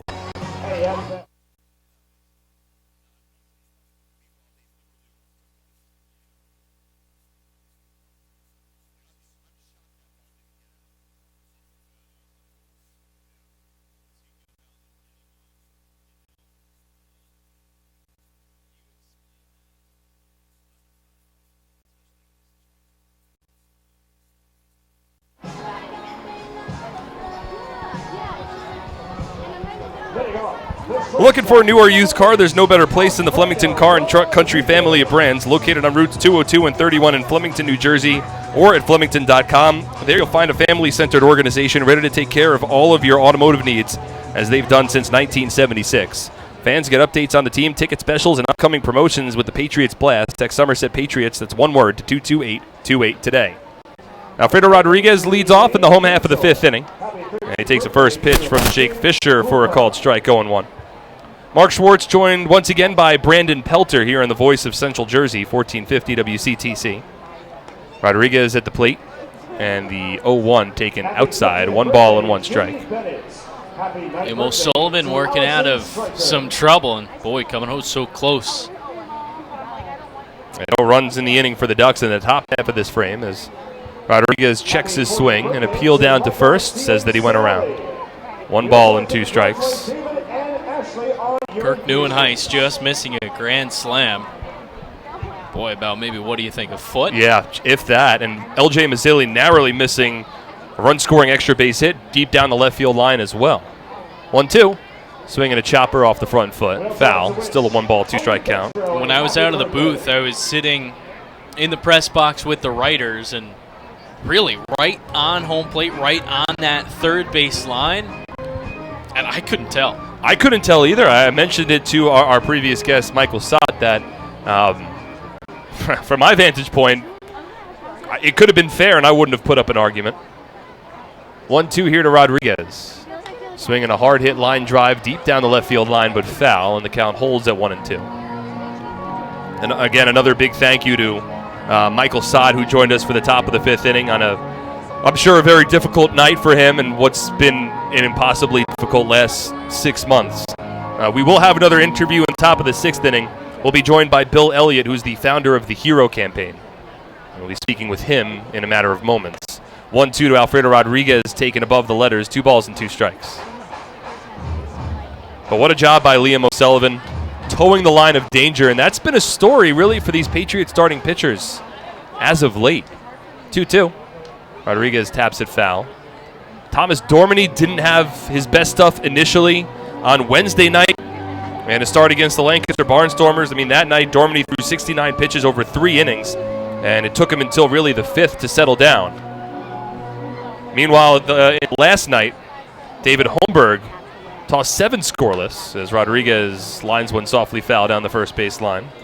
And Holmberg struggled through his first 3 innings, throwing 52 pitches, but settled down, worked out of a number of jams, and ultimately kept Lancaster off the board for 7. And now, so far, Liam O'Sullivan has kept a very potent Long Island Ducks lineup who enjoys hitting against right-handed pitchers. He's kept them off the board for the first 5. Bend don't break. Once again, the 2-2 on its way to Rodriguez. Swinging a hard hit line drive into left field. A fine at-bat from Alfredo Rodriguez. On the 9th pitch he sees from Jake Fisher, lines a base hit into left field, and the Somerset Patriots have a leadoff single to begin the 5th. That really is a terrific at-bat there from Rodriguez. First of all, to get on base to lead off the inning, but he was down 0-2, fouled off pitch after pitch, slapping some away, protecting the plate, but also keeping a keen eye, not chasing anything out of the zone.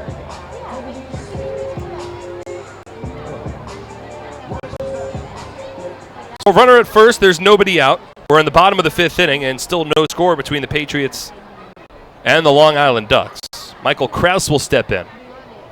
First pitch, breaking ball from the lefty Fisher, misses inside 1-0. Krause lined a base hit right back up the middle into center field in his first at-bat. One of 4 hits on the night for the Patriots. The Ducks also with 4 hits. The difference being Long Island has left 7 runners on base already tonight. They're 1 for 8 with runners in scoring position. 1-0 to Krause. Misses inside. 2 balls and no strikes. Meanwhile, the Patriots to this point have left 3 on base. Have yet to get a runner into scoring position, though they've had a base runner in every inning of the night to this point, including here in the 5th with Rodriguez leading off of first. Fisher comes set. Soft lead at first base, and the 2-0 to Krause. A fastball in tight, 3 balls and no strikes.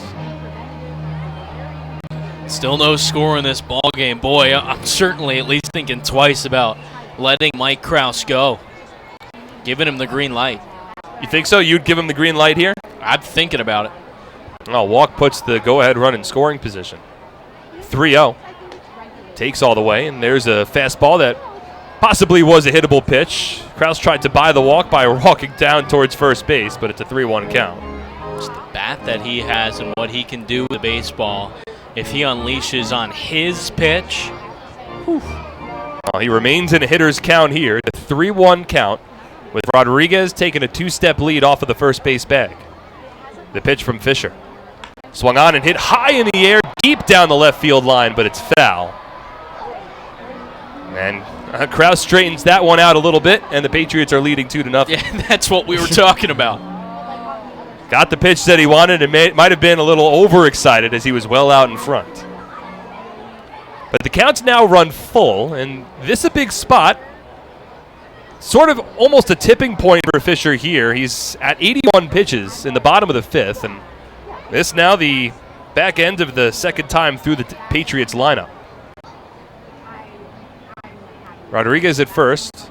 Fisher on the mound. Krause at the plate. 3-2.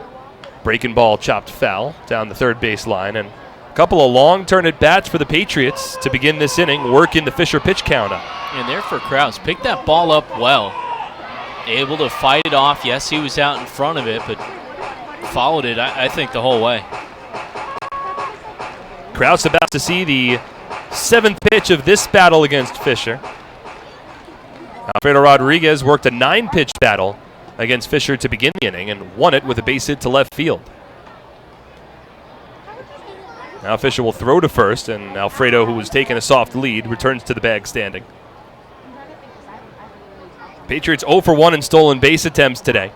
Mike Kraus was picked off of first base, running on first movement from Jake Fisher back in the 3rd inning, and was thrown out at second base on a 1-3-6 putout. Full count, nobody out.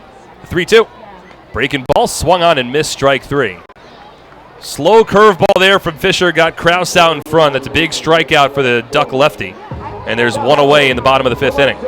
Well, I think after Kraus launched that ball foul, he was kind of got that in his head. And it looked like another big swing from him, but well out in front of the breaking ball in the outer third of the plate. So here's Justin Pacioli.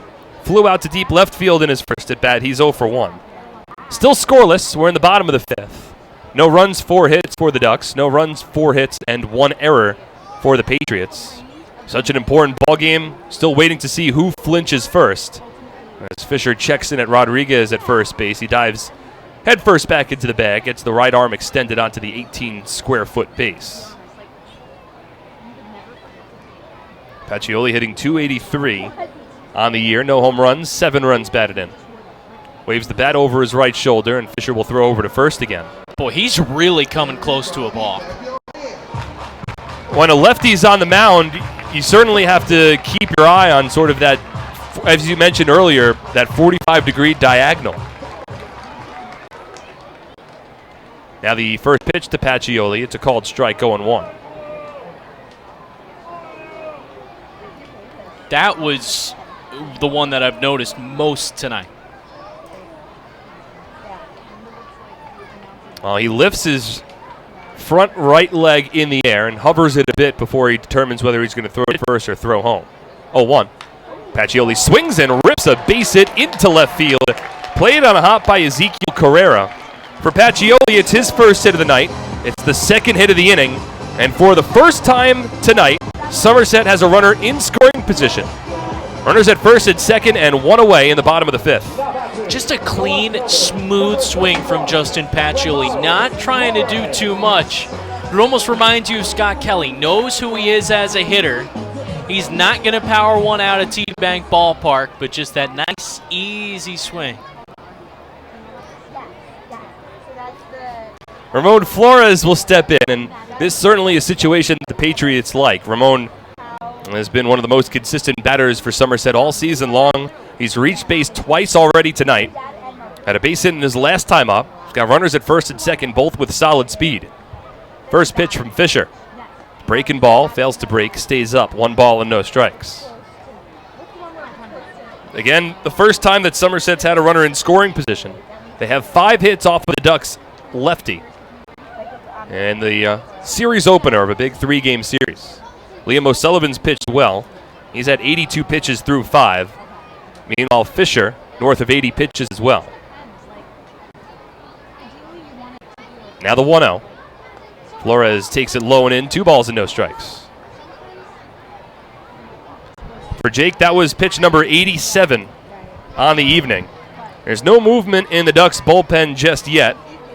It's Flores and then a couple of switch hitters after him. Both will bat from the right side. This is the top of the Patriot order, and these are the guys they want up in this situation. Scoreless ball game. Rodriguez off of second. Pacioli off of first. Lefty-lefty matchup. Fisher comes set from the belt. Checks Rodriguez, the 2-0. Fastball settles on the outside part of the plate, 2-1. This game really all throughout has had a playoff-like atmosphere. Both teams, it's no secret what's on the line here in this 3-game set. Well, it's been a tight played ball game from both sides. Nobody wants to make that first mistake. Liam O'Sullivan's worked out of danger a number of times tonight. And now it's the Patriots threatening in the home half of the 5th. Here's the 2-1. Flores swings a broken bat blooper out to center field. It drops in for a base hit. Rodriguez is going to be waved home. Fuentes with the throw. It's accurate. The slide, and it tag applied in time. Rodriguez with a feet-first slide Thought he might have gotten underneath it, but Ray Fuentes with the outfield assist to keep this ball game scoreless. Boy, when I saw Glenn waving Alfredo home, I was kind of questioning it off the bat, but bang play at the plate, and I really think that Rodriguez got the foot in. Because that tag came up, it looked like he was tagged on the right arm of a feet-first slide. And that's always where you're going to look. Where was that tag applied? And if it's up high on a feet-first slide, chances are it got in.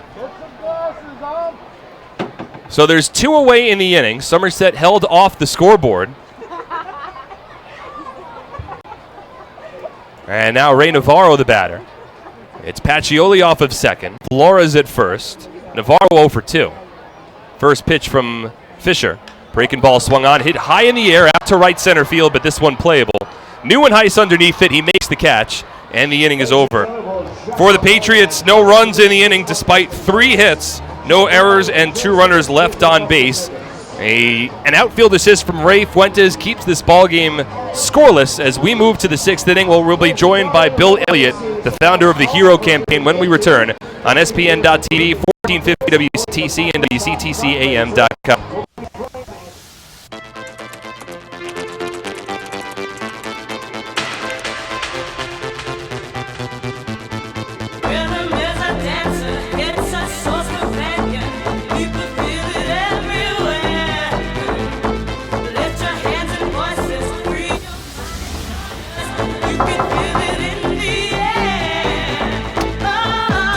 Sorry, we were running late. No problem. Come on in.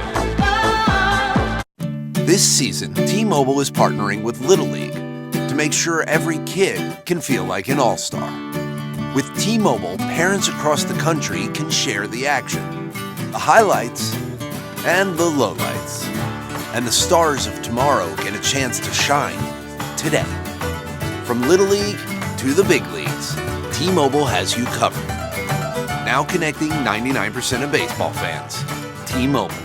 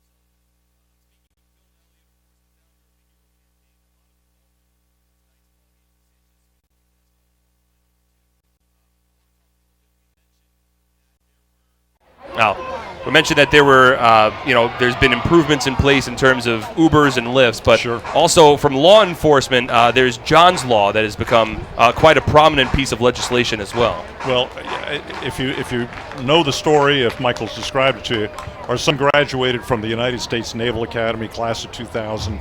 2 months later, he's coming home for his mother's birthday, my wife's birthday, and he was hit and killed by somebody who'd been arrested only 2 hours earlier by the state police and released to a friend who, instead of driving him home, put him back behind the wheel while he was intoxicated.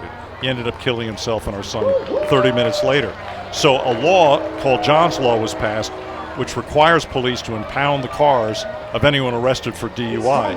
And guess how many cars are impounded under John's Law in New Jersey every year? I'm not sure. 30,000. Oh my goodness. 30,000. That means there's 30,000 DUI arrests in New Jersey alone every year. People that are on the road that shouldn't be. But at least John's Law takes the car away from him. Well, I would love to continue this conversation, Bill. I apologize greatly, but the inning just ended. Hector Sanchez just struck out looking, and the top of the sixth is concluded. But again, I do want to give a plug to the Hero Campaign, who's involved with the Michael Sott family. You guys do tremendous work. You mentioned before you're based out of New Jersey. Right, herocampaign.org is our website. Go on it, learn more, contribute, and you're going to hear a lot more and see a lot more of us up here in Central Jersey. Again, that was Bill Elliott of the Hero Campaign. We'll step aside for an inning break, come back for the bottom of the sixth, still scoreless on SPN.TV, 1450 WCTC and WCTCAM.com. I'm fighting cancer. I'm fighting cancer. I am fighting cancer. I fight every day, I fight every night. Every hour. every minute, and every second. Robert Wood Johnson University Hospital, Somerset, and RWJ Barnabas Health, together with the Rutgers Cancer Institute of New Jersey, bring the latest research, treatments, and clinical trials close to home. We're fighting cancer. and I'm not fighting alone. Robert Wood Johnson University Hospital, Somerset. Let's beat cancer together.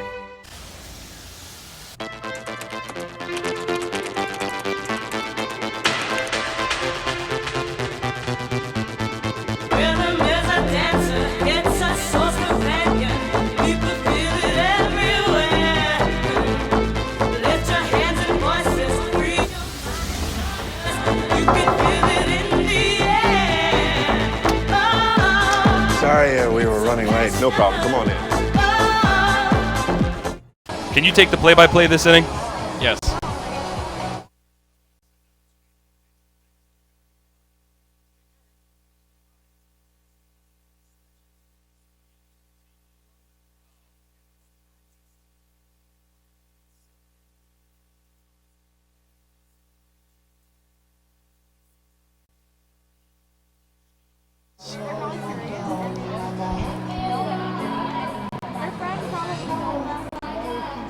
We return to the bottom of the sixth inning. There's no score between the Somerset Patriots and the Long Island Ducks. And to carry you on the play-by-play, here's Brandon Pelter.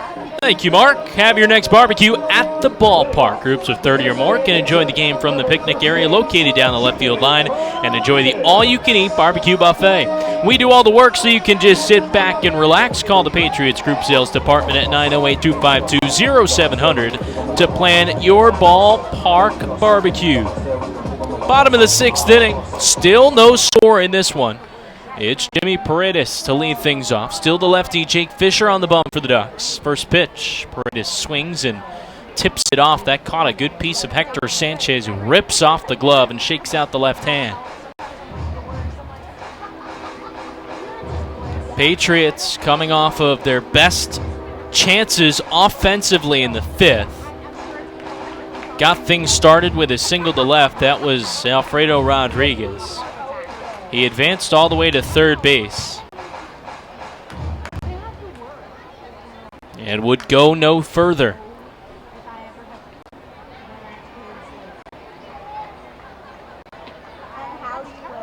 Sanchez back into the crouch. He's okay. 0-1 the count on Paredes. Fisher winds and the lefty delivers. Swing and a hard ground ball off the third base bag and over the head of Romero into left field. Paredes hard around first. He'll come to a stop as Ezekiel Carrera relays the ball in. But a little bit of a good luck single there from Jimmy Paredes to start out the sixth. Yeah, fortunate bounce there for the Patriots. the third baseman, Romero, he's normally pretty sure-handed, and he was right in front of that ball. And if the ball doesn't hit the big bag, then he probably makes the put out to first base. Instead, hit right off against the top of it and took the proper trajectory over Romero and rolled it to left field. And once again, the Patriots, they have a rally started. Now it comes down to actually, getting that clutch hit that they've been looking for and bringing home a run. Edwin Espinal is up next. Patriots have had a runner on every inning tonight.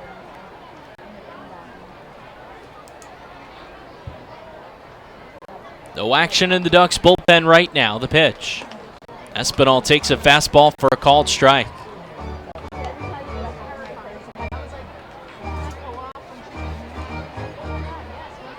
It's been a good month of June for Espinal. 31 of 92, good for 337 coming into the night. 0-1. Breaking ball in the dirt. A nice block by Sanchez sliding to his left. Just his second game in with Somerset. In the middle of May, hit a walk-off grand slam to cap off a 5-run ninth inning to defeat the High Point Rockers.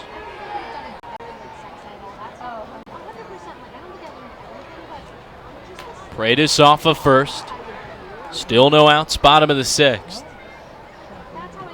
Here's the 1-1.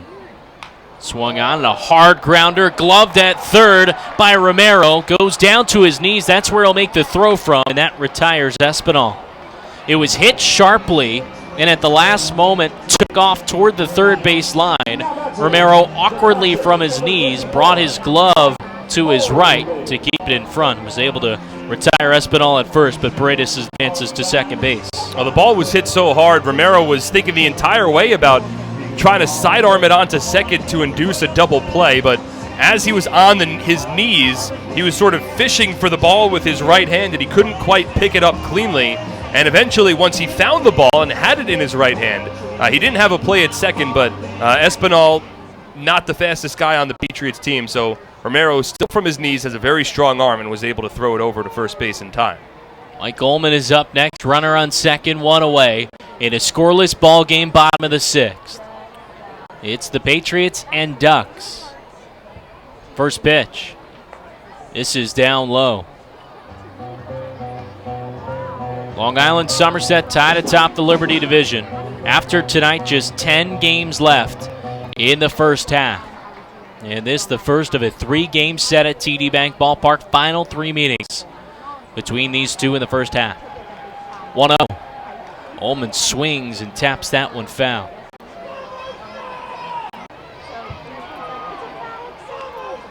Patriots have left 5 runners on base to this point. The Ducks have left 7. Somerset, for the first time in the ball game in the last inning, got a runner in scoring position and couldn't score on a potential RBI single from Ramon Flores, but now another opportunity for Ullman and potentially Kenjiro waiting on deck. Fisher, the lefty, peering in. Now he comes set at the belt, peeks at Paredes at second. 1-1. Swung on, and this one lifted. Right side foul. Washington, a courtesy jog, and that'll reach the seats.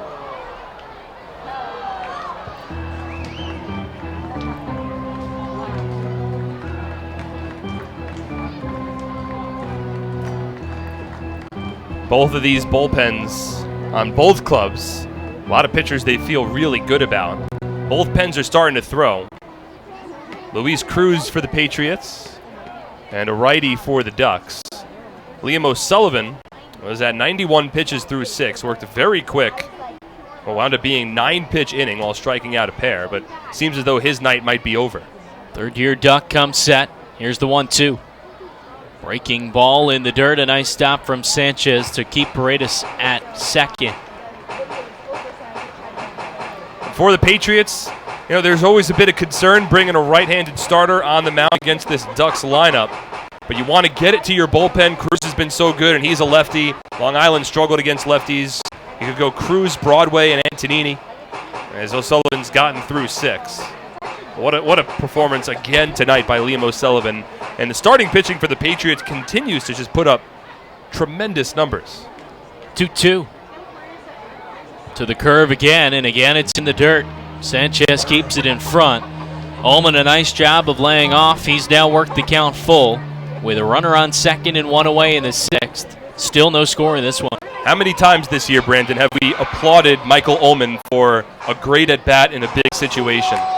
He's done such a good job of laying off of tough pitches.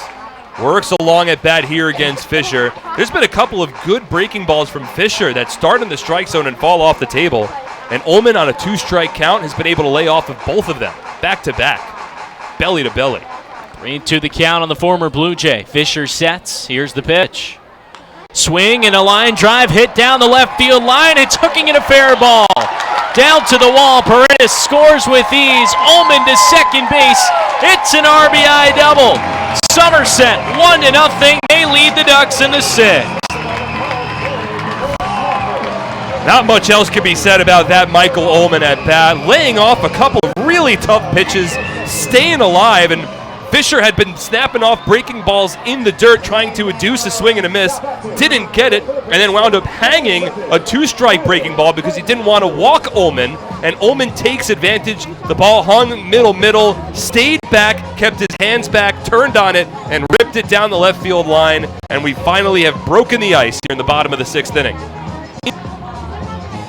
And Wally Backman with the hook. The Ducks will go to the bullpen. It's a righty coming on, but Somerset's ahead 1-0 here in the sixth. You're listening to Patriots Baseball on SPN.TV, 1450 WCTC and WCTCAM.com.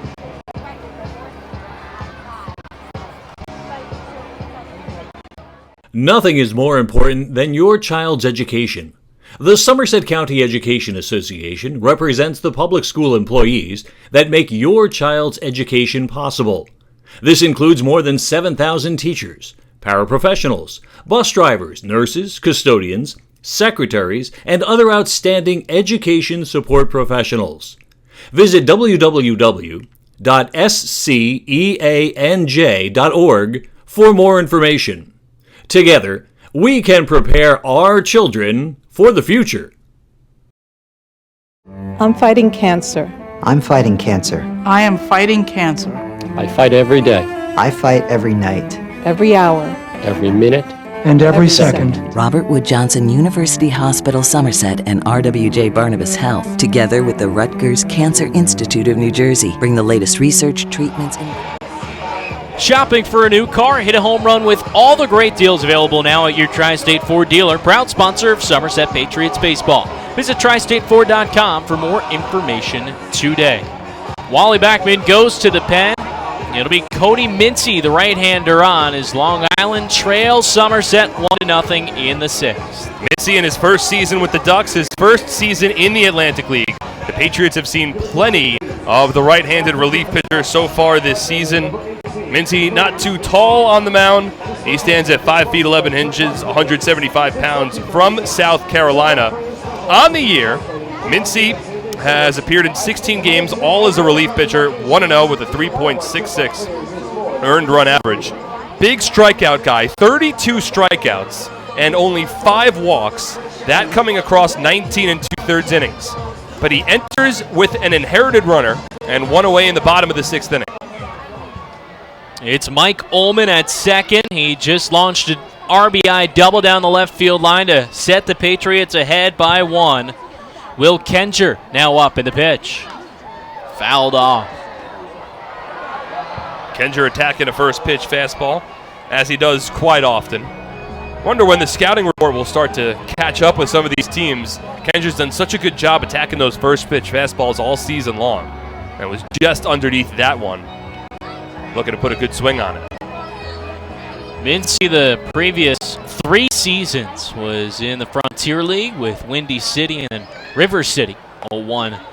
Fastball misses up and away. Has a little giddy up on the fastball. Some life to it.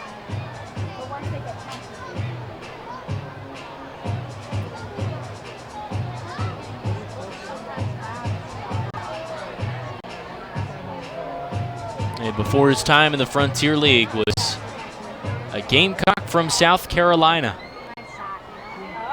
1-1. Fouled straight back, 1-2. Kenger's in a hole. Will's 1 for 2 tonight. Single to right. He also struck out swinging in the fourth. Got a breaking ball there from Mincy, and it's one of the better jobs I've seen from Kencher in a while, really keeping his hands back. He sat back and then put a late swing on it. It was a little underneath. Ullman off of second, one away in the sixth. Somerset ahead 1-0 in the 1-2 pitch. Tapped foul behind the plate.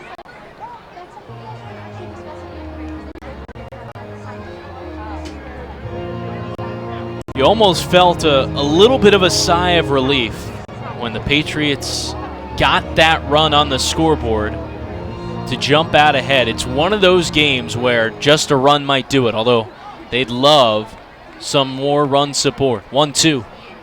Misses away.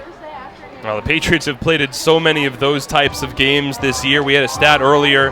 Didn't hold so much true during the recent road trip, but Patriots playing in, so many one-run, two-run games. It's the kind of games this team is built for, and now they have their starter through 6, and they can set up the bullpen the way they want with Cruz, Broadway, and Antonini. 2-2 the count. Righty delivers. In the dirt. Nice pick from Sanchez. But of course, a one-run lead will cause those consistent heart palpitations working against the Ducks lineup that is so strong towards the top of the league in home runs. They've got guys that on one swing of the bat could tie up the ball game, which only increases the importance of the Kenjer at bat here and the upcoming potential Rodriguez's bat as well. From 1-2 to 3-2. The pitch. Fouled away. We do have a final line of sorts on Fisher. The book isn't fully closed, but goes 5 1/3 innings, allows 8 hits, 1 walk, 4 strikeouts, and at least 1 run. Still responsible for the man at second.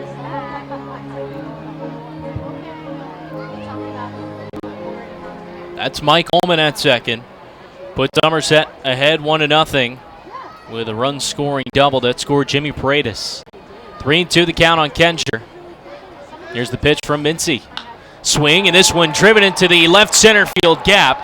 Carrera ranging over. He'll make the catch. It looked like it was hit harder off the bat, but it died a bit.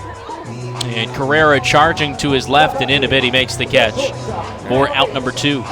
And it had a good amount of slicing action to it also. It almost looked a little bit like my golf swing in a sense where you think it's going straight into the left center field gap, and then it just continues to curve its way. Unfortunately for Kenjer there, it curved its way into the left fielder, Ezekiel Carrera. Off the bat, I too thought that was a gapper.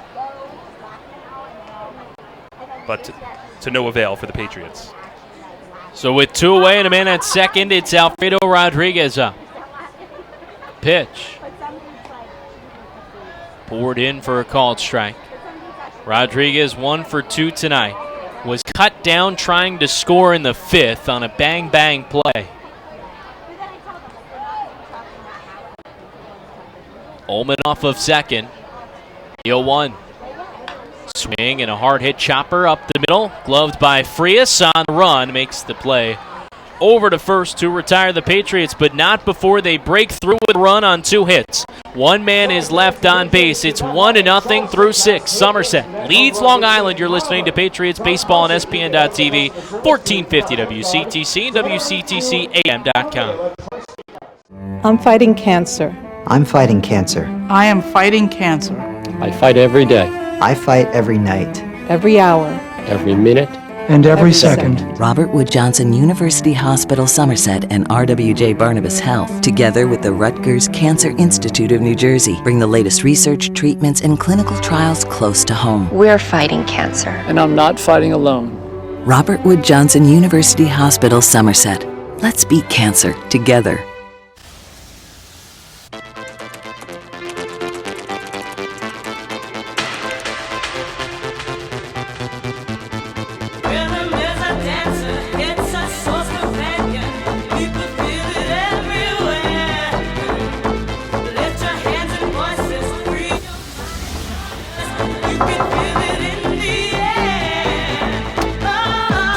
Sorry, we were running late. No problem. Come on in.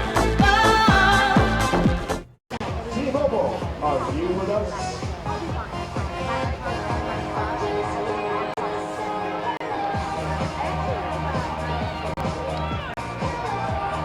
It's the Now on the mound for the Patriots, left-hander, number 9, Luis Cruz.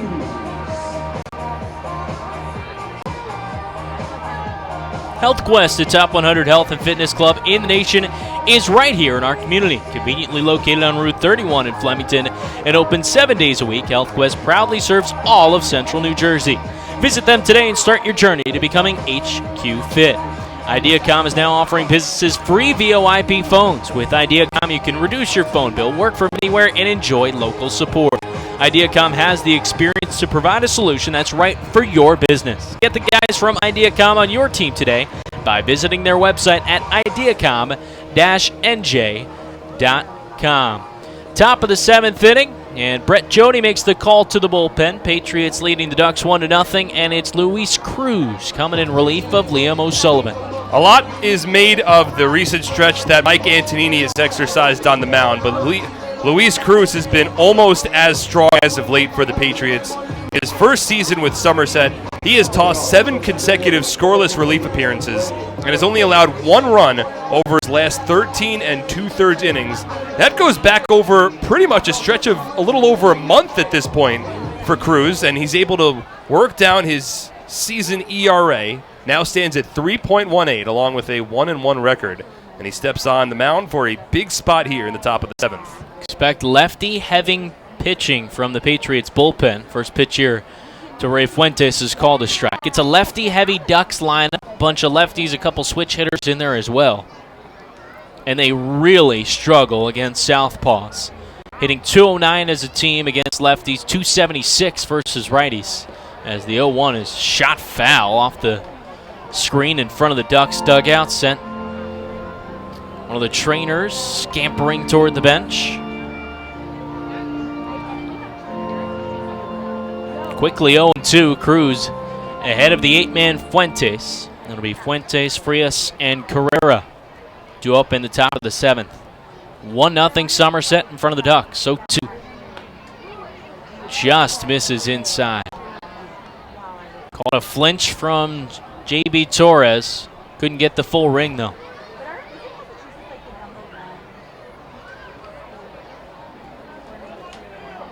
Cruz, the lefty, sets at the chest, 1-2. Inside again, he misses. In Cruz's last appearance a couple of nights ago against the Barnstormers, allowed the first 2 men of the inning to reach base. There was runners at first and second and nobody out, and he was able to get out of the inning without allowing a run and was quite stoked on the mound after getting out of that 7th. 2-2.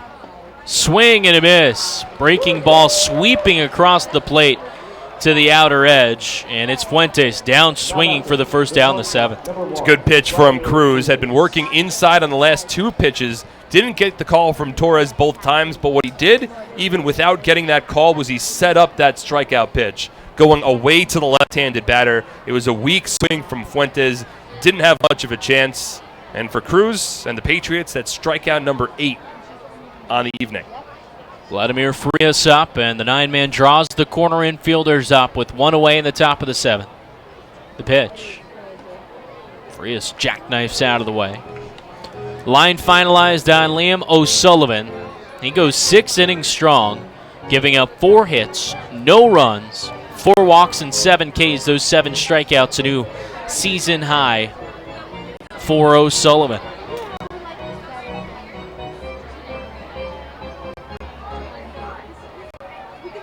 .0.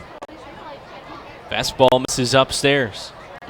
Oh, we had talked earlier this year, I would say maybe mid to late May, about how the Patriots were looking for a 7th inning guy, that they sort of had their bearings when it came to an 8th inning man and a 9th inning man, but the 7th inning had been a bit of a difficulty. And boy, Cruz has settled into that role, and he's settled into it beautifully. 2-0. That one misses in tight as well. 3 balls and no strikes. The count on the 9-man Frias. Yeah, it seemed like a bit for Brett Jody. It took him some time to kind of find that right man. The other thing is they've gotten a ton of longevity out of their starters, so they haven't, for especially the past 2+ weeks, really had to worry about a 7th inning man. I think that's a great point, because at the beginning of the season, your first couple of times through the rotation, you might not have your starting pitcher go 7 unless he's really efficient with his pitch count. So the Patriots had to depend a little bit more on their middle relievers. As of late, with the way this rotation's pitched, you don't have to have that much of a concern. And you could sort of hand things off consistently to the back end of your bullpen. 3-0. Frias taking all the way. It's a strike.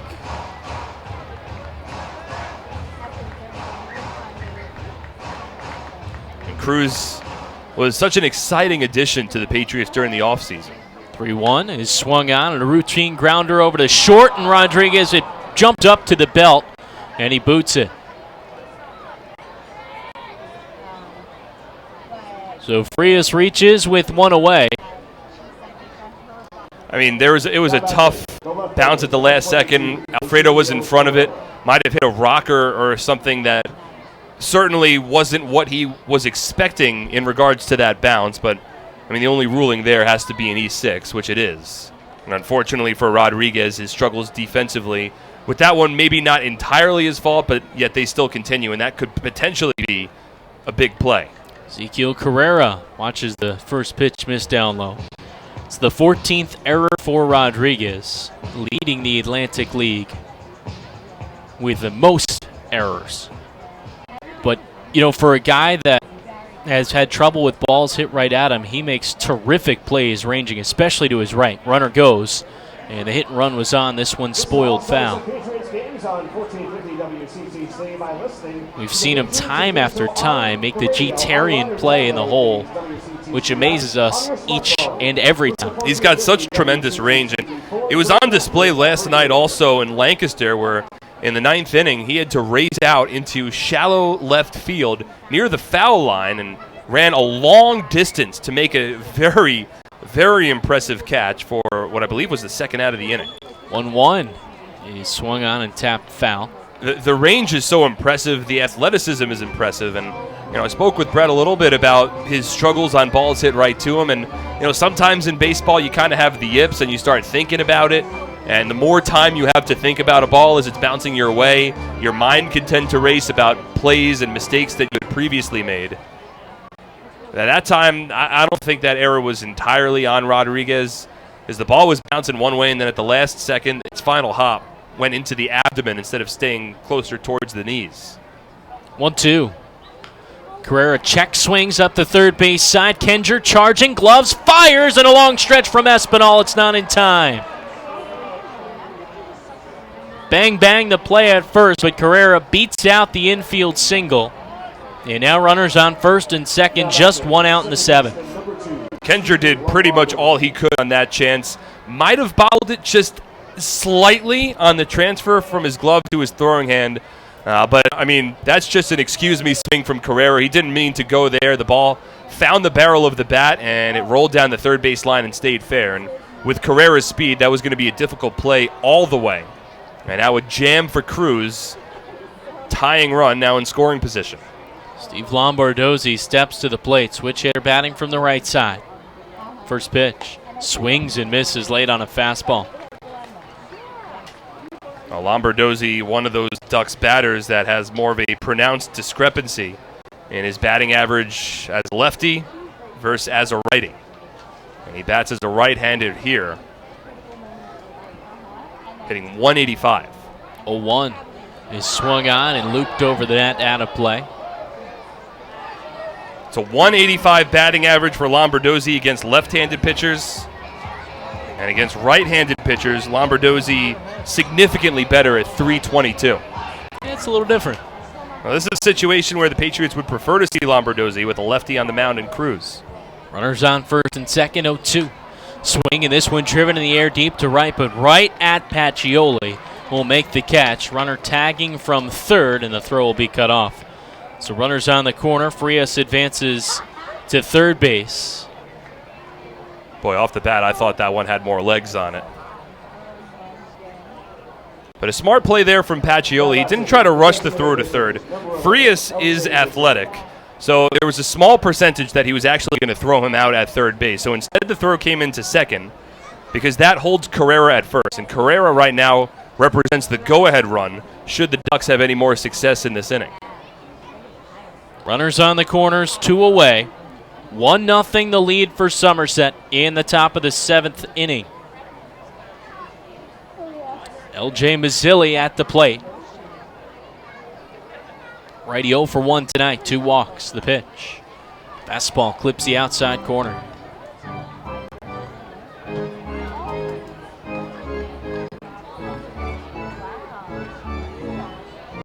Frias at third, Carrera off of first.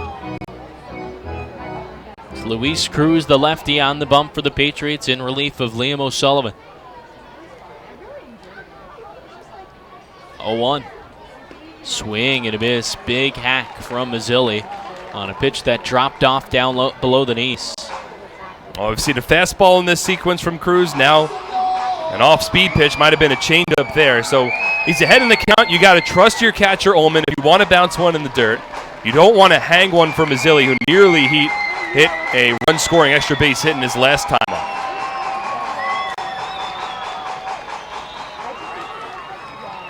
Mazzilli calls for time, granted by J.B. Torres. This is a situation where you don't necessarily have to get the strikeout on this pitch, but the pitches should be meaningful. Bounce one in the dirt to change the eye level, or come a little too inside. 0-2. Swung on and scorched down the right field line. Foul. He came right at him with a fastball. Yeah. Challenged him. And sometimes you could sneak a fastball by an 0-2 count. Batter might be thinking breaking ball, so you try to sneak that fastball, and Cruz had a little extra giddy up on that pitch, but Mazzilli was just able to keep up with it. He was certainly late on the fastball. That's why he lined it opposite field down the right field line, but still got enough of a piece of it. 0-2, 2 outs in the top of the 7th. Runners on the corners. Ducks are threatening. They trail by 1. The pitch. Swing and a chopper. Left side. Kenger gloves it. Throws on to first in time. And the Ducks are retired. No runs on a hit. There was an error, and 2 men are left on base. Time to get up and stretch at TD Bank Ballpark. We invite you to join us from home as well. Somerset leads Long Island 1-0. You're listening to Patriots Baseball on SPN.TV, 1450 WCTC, and WCTCAM.com. What better way to spend a summer night than taking a group to a Somerset Patriots game? Enjoy one of the best ways for families, friends, and businesses to catch affordable entertainment right here in Central Jersey. Groups of 30 or more receive $2 off the normal price per ticket, starting at just $8.50. These groups can participate in our on-field promotions, including a pregame performance, color guard, baseball buddies, Field of Dreams, or the 7th inning fun bunch. The Patriots also offer fundraising opportunities for groups of 250 or more for even larger discounts. Head over to our picnic area located down the left field line, where groups of 30 to 500 could have a ballpark barbecue. For $28 a person, get a ticket to the game and an all-you-can-eat barbecue buffet. Overlooking the left field line is the party deck, where an upscale buffet will be served along with a cash bar for groups of 30 to 150 for $39 a person. Groups of up to 30 or 40 can have private use of a fully furnished, climate-controlled hospitality suite with indoor and outdoor seating alongside wait service. Our exclusive Diamond Club is a large indoor hospitality space located on our suite level, perfect for holding meetings and entertaining clients. Here, outdoor balcony seating is accompanied by an hour-and-a-half upscale buffet, a private cash bar, cocktail tables, bar seating, and a 60-inch smart TV. Email us at groups@somersetpatriots.com or call 908-252-0700 to lock down your perfect summer outing.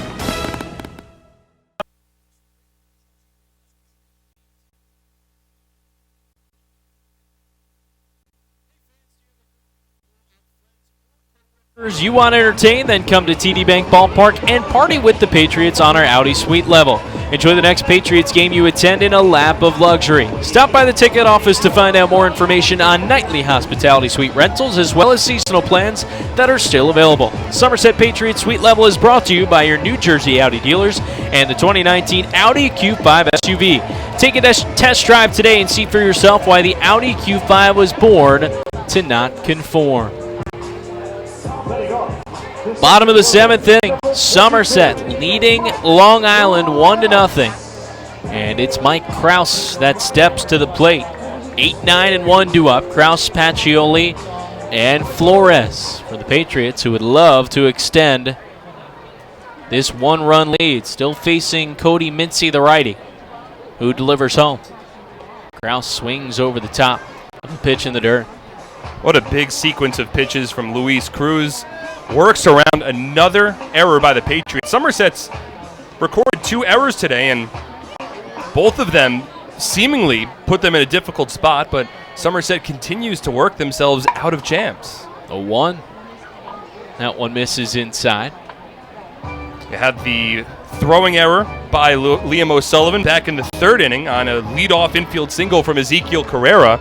Got him into second base with nobody out, and O'Sullivan got out of the jam. And here, a fielding error from Alfredo Rodriguez in the top half of the inning.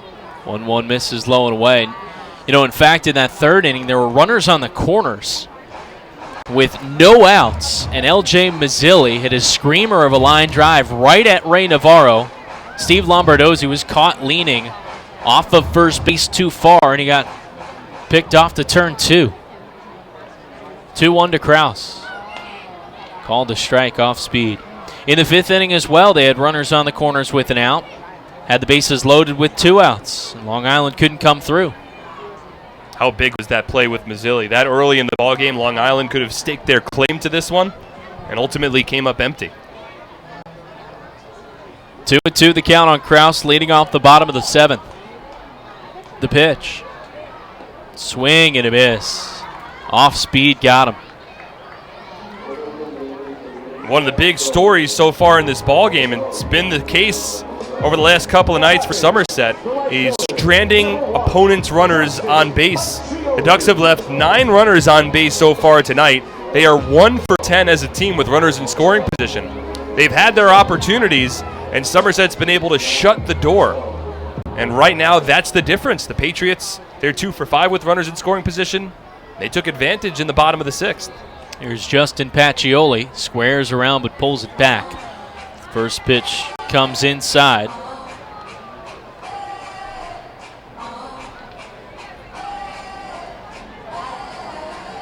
Pacioli 1 for 2 tonight, singled to left in the 5th inning, in which Somerset threatened but couldn't play to run. 1-0. Inside again, 2 balls and no strikes. Mike Broadway brewing in Somerset's bullpen after Luis Cruz threw 21 pitches to work a scoreless 7th. So please have your tickets ready before we announce the winning number. 2-0. Fastball that misses just off the plate. It's 3-0.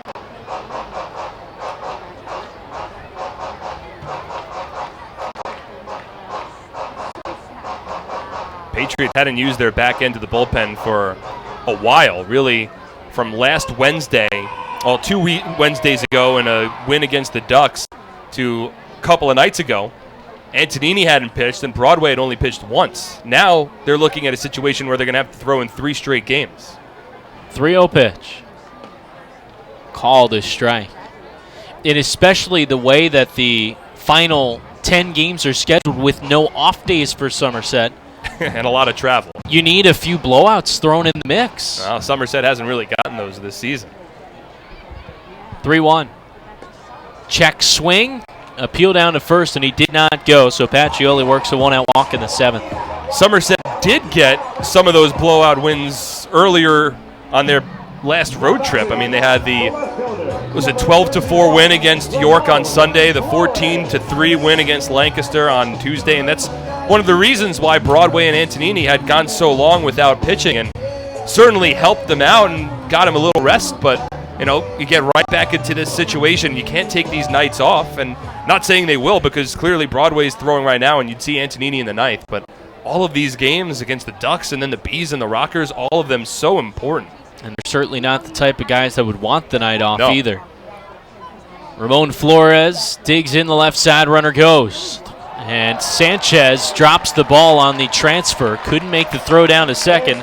So a swiped back for Justin Pacioli, and he's into scoring position with just an out in the 7th. Now Pacioli gets aggressive, and sometimes he waits a couple of pitches. That time he went on the first offering from Mincy. And Hector Sanchez had a decent pitch on which to throw. Missed for a ball, but still, when he rose from his feet to try to transfer it, couldn't make the play. 9th swipe bag of the season for Pacioli. He's off of second with just an out.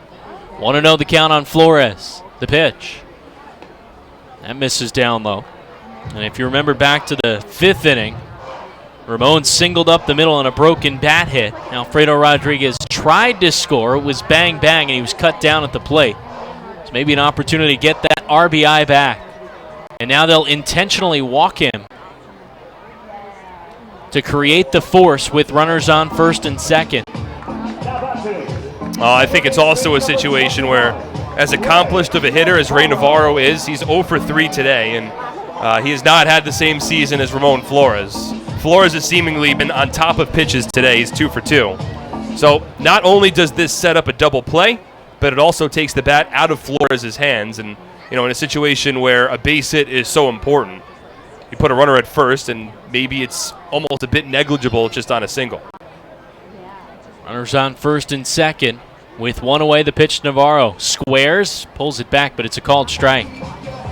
Somerset ahead by a run. Anything additional would be huge. And I think he was doing that on his own. That's not a planned sacrifice. The third baseman, Davidson Romero, was playing pretty deep. I think he was just trying to sneak one by him. Mincy, the righty, sets. Peaks at second, 0-1. Swing and a chopper over the hand of Romero, or rather the pitcher Mincy into the shortstop. And they turn double play.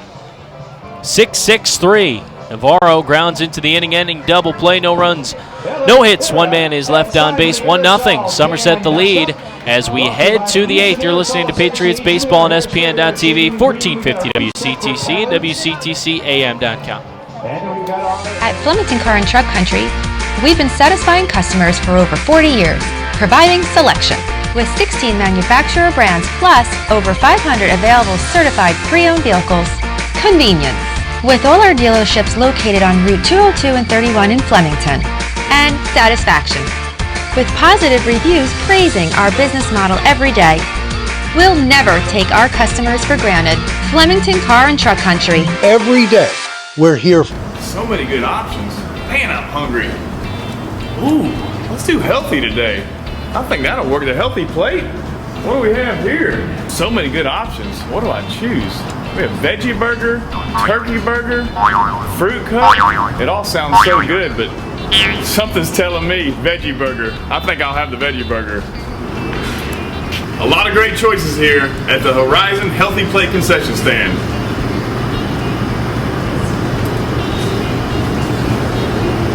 That's a tasty burger.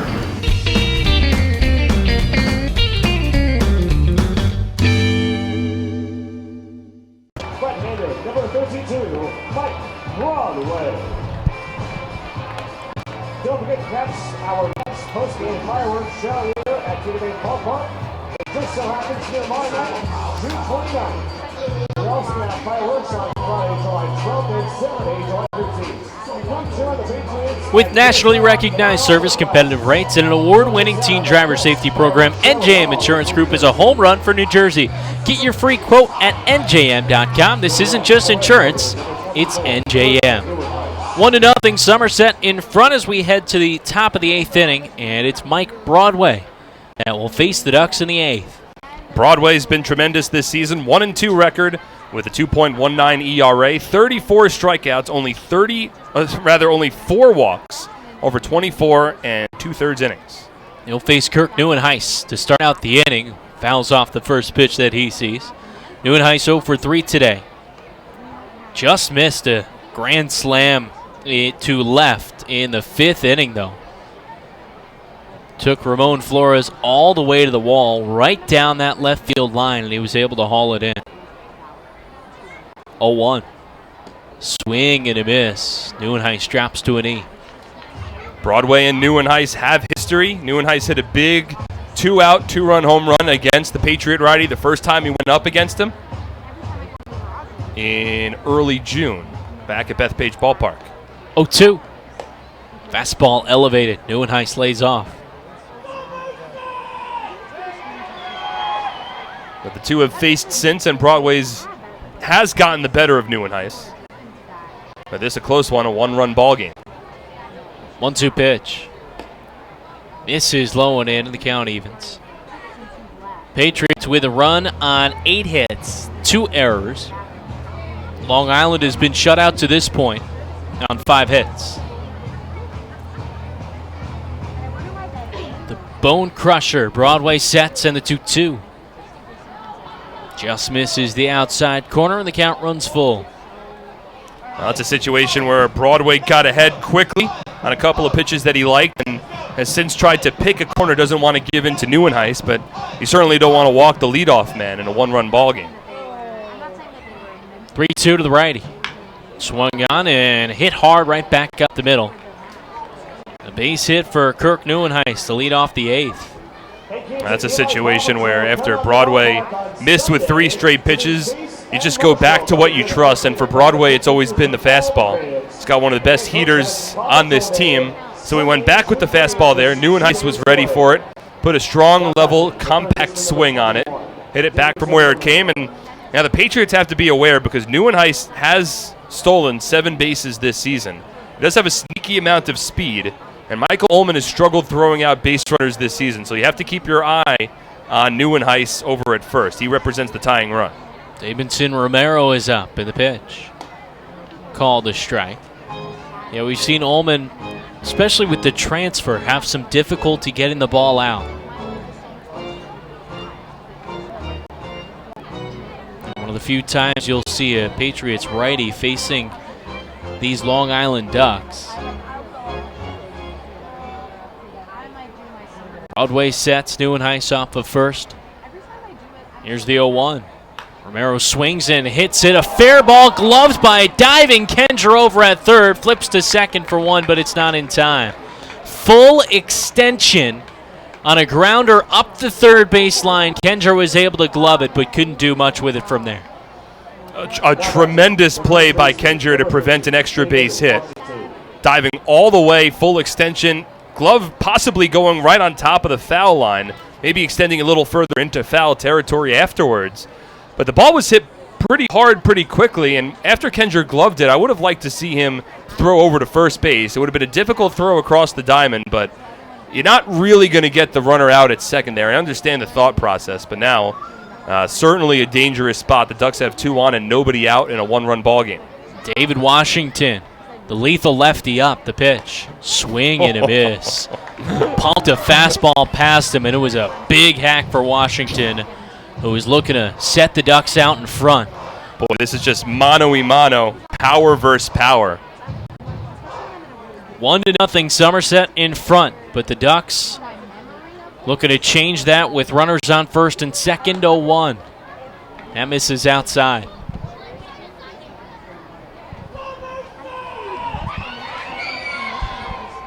Neuenhuis at second with some deceptive speed. And it's Romero over at first. Righty versus lefty. The righty Broadway comes out at the belt. 1-1.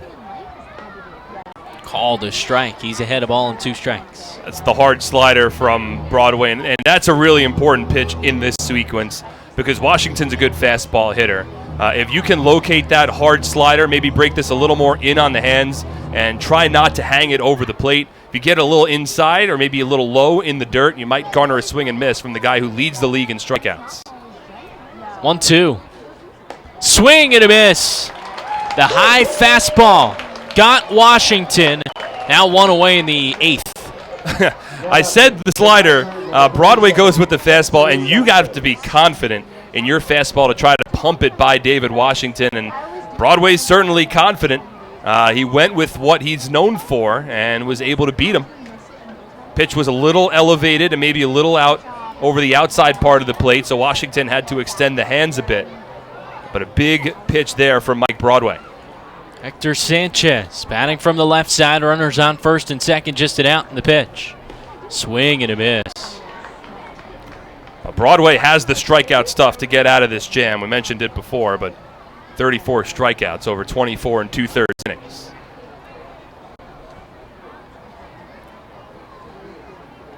Somerset ahead 1-0, top of the 8th.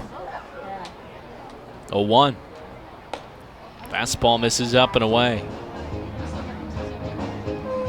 Ducks have had their opportunities. It's been a bend but not break approach so far.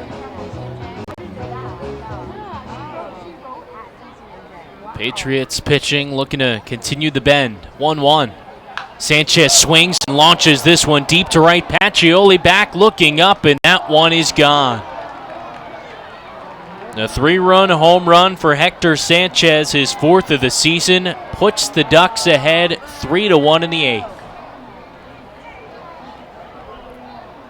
8th. Broadway has been susceptible to home run balls this season. He's been bit before by the Long Island Ducks, and he gets bit again here. He's got such good stuff, but had a tendency of hanging pitches. And that now the 6th home run that he's issued this season. Tied for the 2nd most given up by a Patriot pitcher this season. And after holding a 1-run lead and having such a strong pitching performance and being 2 outs away from your closer, that's a tough one to give up. Ray Fuentes steps in, and a whole different look to this ball game.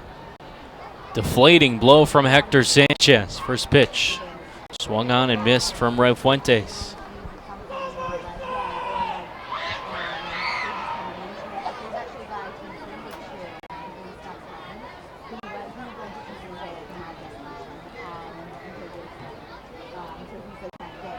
A 1. Called the strike on the inner half.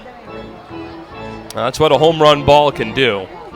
Yeah, the game that's been so close throughout. There's been opportunities for the Ducks previously, and they weren't able to come through, but one pitch and one mistake there from Broadway leaves it right over the heart of the plate against the former major leaguer in Sanchez, and he makes him pay. 0-2. Hard hit grounder foul. Looking ahead to the bottom of the 8th inning, Patriots have 3, 4, and 5. Paredes, Espinal, and Ullman due up. So certainly the meat of your order and the bats that can get the job done as the Patriots now trail by 2. 0-2 pitch. Fuentes fights it off. It's also important to note that Long Island recently lost their closer. Josh Lukey just had his contract purchased a couple of days ago and left the team and went over to Mexico. So there's a couple of options in the Ducks bullpen. They recently brought in the former big leaguer Pedro Beato. They have Enrique Burgos, who's been a late inning guy. We'll see how they want to navigate their back end of the bullpen now, considering Lukey, who had been so impressive in his brief time in the Atlantic League. He's no longer on the Ducks roster. Another 0-2. Fuentes swings and misses for the 2nd out. Well, it's still just a 2-run ball game, so Broadway does well to bounce back against another dangerous left-handed batter. And still 6 more outs with which to work for a Patriots team that has been resilient this season. But certainly you could feel that the air in TD Bank Ballpark has sort of been let out a bit after that big 3-run home run from Sanchez. Vladimir Frias steps in. Switch hitter batting from the left side. He squares around, pulls it back, but a called strike. So we take a look around the rest of the Atlantic League. York leading New Britain 9-5 in the top of the 9th inning. That's at York. 0-1. Misses in tight. In the top of the 9th inning, a 10-3 lead for the Barnstormers over the Blue Crabs. That's in Lancaster. And High Point beating up on Sugar Land 8-3 in the top of the 6th. 1-1. Swing and foul tipped in and out of the mid of Ullman. It's 1-2. Well, the Rockers are only 1 game behind the Patriots and the Ducks for first place. So if High Point continues their strong play, they're in position where they'll win their 5th straight tonight if it holds. 1-2 is scooped foul on the first base side. So they have an opportunity, one way or another. If they win tonight, they'll pull into a tie for 2nd place in the Liberty Division standings. And I'm sure from High Point's perspective, they just hope that this series is split 2-1, one way or the other. 1-2. Swing and foul tipped into the mid of Ullman. Frias is down swinging, and Broadway strikes out the side, but a 3-run home run for Hector Sanchez. Sandwiched in between, Long Island takes the 3-1 lead over Somerset. You're listening to Patriots Baseball on SPN.TV, 1450 WCTC, and WCTCAN.com. I'm fighting cancer. I'm fighting cancer. I am fighting cancer. I fight every day. Every night, Every hour.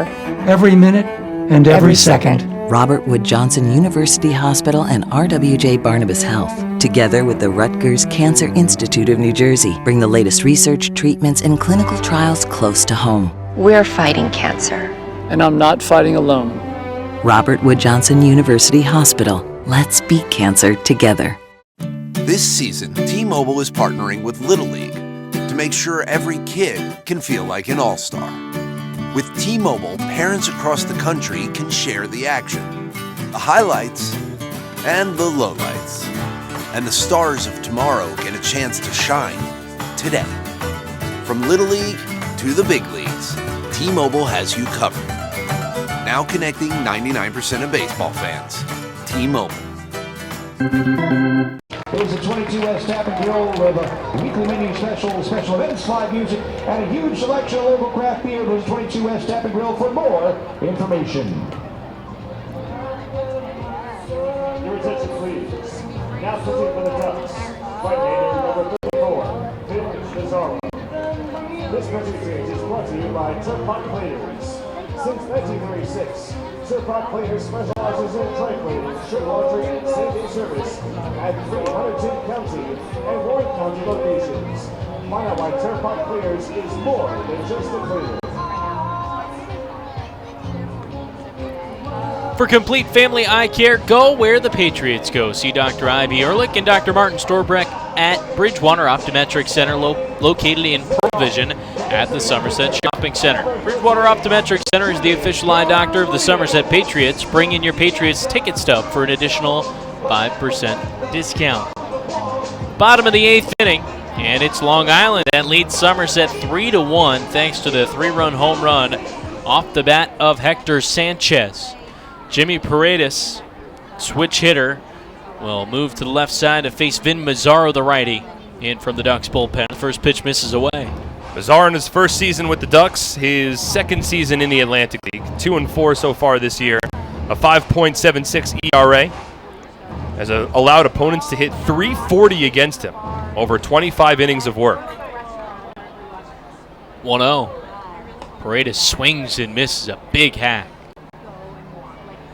Mazzaro, of course, pitched briefly with the Patriots back in 2017. Appeared in 3 games, made 2 starts. And now with the crossed East River rival Long Island Ducks. 1-1. In the dirt inside.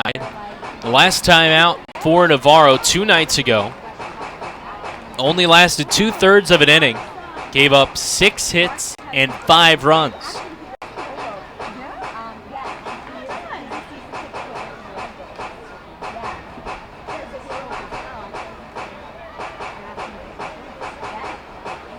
Two and 1 the count here on Paredes, who's 1 for 3.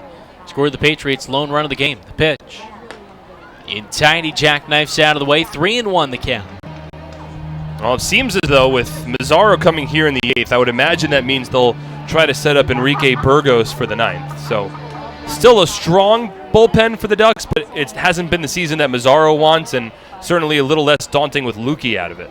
3-1. Swung on and chopped right in front of the Patriots' dugout foul. And with the heart of the order due up here in the 8th inning, this is good an opportunity as any for the Patriots against a pitcher who struggled his last time out. Get some good swings, get a couple of guys on. There's plenty of guys in this lineup that can tie up this game with one swing. 3-2 the count on Paredes, leading off the bottom of the 8th. Here's the pitch. Swing and a chopper over to first. Washington picks on the short hop, flips to Mazzaro, covering the bag for the first down.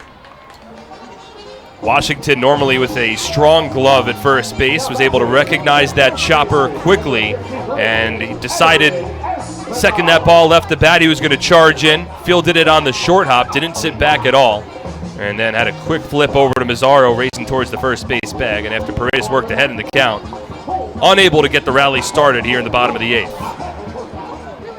Edwin Espinal is up next. He's 0 for 3.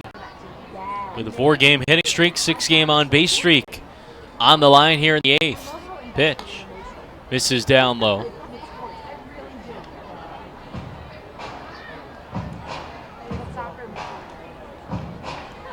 Looks like Jonathan Cheshire getting loose for the Patriots. He'll likely come on in the 9th should this game remain in a Ducks lead. 1-0. Espinal takes his strike at the knees. It's another reason why it makes it so difficult for the Patriots here to take that late deficit, considering you have such a lockdown closer in the 9th, the left-handed guy, to work against the Ducks. 1-1 is swung on and chopped to short. It's actually Romero that'll cut off Frias, who is charging for it, who makes the play and throws in time to first. As Romero was moving left, Frias, the shortstop, was charging in, and they kind of clipped each other. Romero's still able to make the play for the 5-3 out. Nearly a tough chance there, but look, Romero's new to the team. He hasn't played with Frias for most of the season, so as the two continue to play next to each other on the left side of the infield, communication will strengthen, I would imagine. With 2A in the 8th, it's Mike Ullman that's up in the pitch. Misses low and away. Glances off the mitt of Sanchez. And, you know, in fact, with the Patriots, we see Ray Navarro over at third make that play a lot, where he just moving to his left, cuts right in front of Alfredo Rodriguez. Oh, Navarro's been a gem over at third base defensively this year. And he might not be playing as much third now with Paredes in the fold. 1-0. Breaking ball called a strike. I mean, it seems as though since Paredes has joined the lineup, when Paredes is in the lineup, the Patriots also like to keep Will Kenger's bat in there. And if you want to have Paredes, Kenger, Navarro, Ullman, and Espinal. 1-1. It's fouled off third base side. You're not going to have Navarro. You're going to have Navarro at second because Kenger doesn't play second. He plays first, third, or DH. You need Ullman to play either catcher or DH. Espinal to play either first or DH. Paredes can play either third, DH, or right. So the only person in that group, if you want to get that everyday player in there that can play second, is Navarro. But in that situation, Massey loses playing time and Kelly loses playing time. 1-2 misses low. There's a lot of mouths to feed on this Patriots team.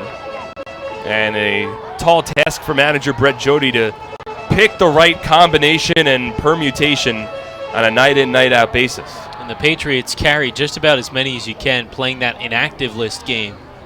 Night in and night out. 2-2. In the dirt, 3-2 the count here on Ullman. For the Patriots, they'll usually place the previous 2 starters on the inactive list for the game and 1 position player. Right now, Bracamonte, the only player on the inactive list, position player-wise for Somerset. 2-away, bottom of the 8th. Somerset down 2. And the 3-2. Swing and a chopper left side on one long hop. Romero fields and throws across the diamond. In time, the Patriots down in order in the 8th. 3-1, they trail Long Island as we head to the 9th. You're listening to Patriots Baseball on SPN.TV, 1450 WCTC, WCTCAN.com. For over 85 years, in every county across the state, we've protected the health of New Jersey, covering families and businesses through life's big moments and the small ones. Because we don't just work here, we live here too.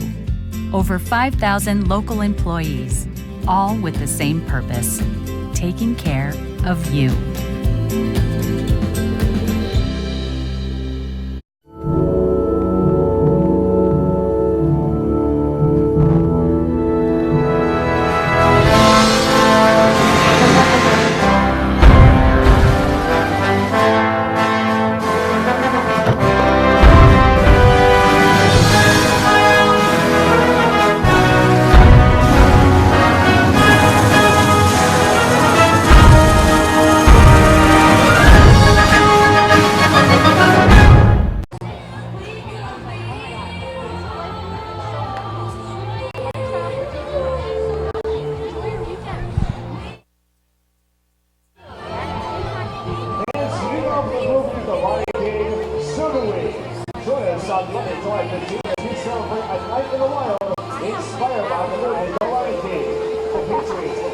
Revolution, and fans, you will be able to see the reptiles from those guys before the game, and you can win some awesome prizes. Somerset trailing Long Island 3-1 as we head to the ninth. Here's Mark Schwartz to take you the rest of the way.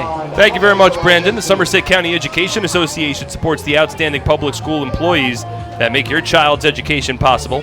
True & Associates is the sponsor of the lawn seating area in the ballpark. True & Associates is a team of licensed professionals who care about their clients. And shopping for a new car, hit a home run with all the great deals available now at your Tri-State Ford dealer. Proud sponsor of Somerset Patriots baseball. This game has been turned on its side after a Hector Sanchez 3-run home run in the top of the 8th. So as we move to the 9th, the Ducks continue to lead 3-1. And a new pitcher on the mound making his home debut. That's not true. Just pitching at home now is Jonathan Cheshire. Cheshire on for his 4th appearance with the Patriots. Through 3 innings, has 4 strikeouts, has not given up an earned run to this point. I believe this is his second appearance. In addition to those stats, he has pitched at home. I realized that halfway through I was saying it. Had been pitching on the road pretty well. You should called yourself out on it. Didn't try to just slide by. I am far from perfect. I am impressive and very proud of myself, but I'm far from perfect. Oh, jeez. Cheshire from the stretch. And the first pitch to the lefty, Ezekiel Carrera's topped foul, 0-1. It's 3 runs, 8 hits, and no errors for the Ducks. 1 run, 8 hits, and 2 errors for the Patriots. We were scoreless over the first 6.5 games, 6.5 innings. Liam O'Sullivan was tossing a shutout, was taken out of the ballgame after 91 pitches. As the lefty Carrera takes a fastball low, 1 ball and 1 strike. Patriots took the first lead of the game on a 1-out RBI double down the left field line from Michael Ullman in the home half of the 6th. Luis Cruz tossed a scoreless 7th, and then we moved to the 8th with the Patriots in front 1-0. As Carrera takes a pitch low from the side-arming righty. 2 balls and 1 strike. You mentioned O'Sullivan at 91 pitches. You'll at times see his starter go 100 to 110 plus, but I still think that was the right decision. You don't want to run into a point where O'Sullivan has just reached his breaking point, and then the Ducks start to explode, and you have to ask your bullpen to come in and really try and control the bleeding. Oh, I 100% agree. 2-1. Carrera swings, grounds it sharply to first. It's fielded by Espinal, and he'll take it himself to the bag. There's the first out of the inning. I mean, despite how well O'Sullivan pitched, the fact remains that Long Island's played a lot better against right-handed pitchers than they have against lefties this season. So you sort of take what you got, and then you turn it over to the bullpen that has pitched quite well. You get Luis Cruz, who tosses a scoreless 7th inning, and then Broadway enters holding a 1-run lead. He strikes out the side, but in the process gives up a 3-run home run to Hector Sanchez, former World Series champion, and the Ducks on one swing of the bat turn a 1-0 deficit into a 3-1 lead. And now the Patriots will have to play from behind in the bottom of the 9th inning to try to salvage this very important series opener. First pitch to Steve Lombardozzi as he comes back to the left side of the plate is taken for a strike, 0-1. And this game's still far from over, but regardless of the outcome for the Patriots tomorrow, you're excited to see David Kubiak slated to take the bump. Cheshire comes set. Here's the 0-1. Swung on, missed. A breaking ball. Gets ahead of Lombardozzi 0-2. And the thing about that, I mean, if you objectively look at the outlook of this series, you see Liam O'Sullivan, who struggled this last time. He's a right-handed pitcher on the mound tonight. And then you have David Kubiak, who's been the best pitcher, inarguably, in the Atlantic League, going on the mound tomorrow. And then Brett Oberholzer, who's been brilliant against the Long Island Ducks, a left-handed pitcher, has pitched very well as of late. He's on Sunday. So you feel really good about the back end. And, you're very confident in Liam O'Sullivan, but you sort of look at this game as, all right, well, maybe with Kubiak and Oberholzer on the last 2 days, that maybe Friday night's the one that the Ducks might have a little easier of a time in. And O'Sullivan was tremendous tonight, 6 scoreless innings, and he proved how strong of a pitcher he really is. And you also, continue in that line of thinking that kind of long look ahead. Of course, there's, like I said, a lot of game left tonight. But if the Patriots are going to win it, it's going to be in walk-off fashion. And, with that in mind, it could be a blessing in disguise that you give Mike Antonini a day of rest as well. If it turned out that way, absolutely.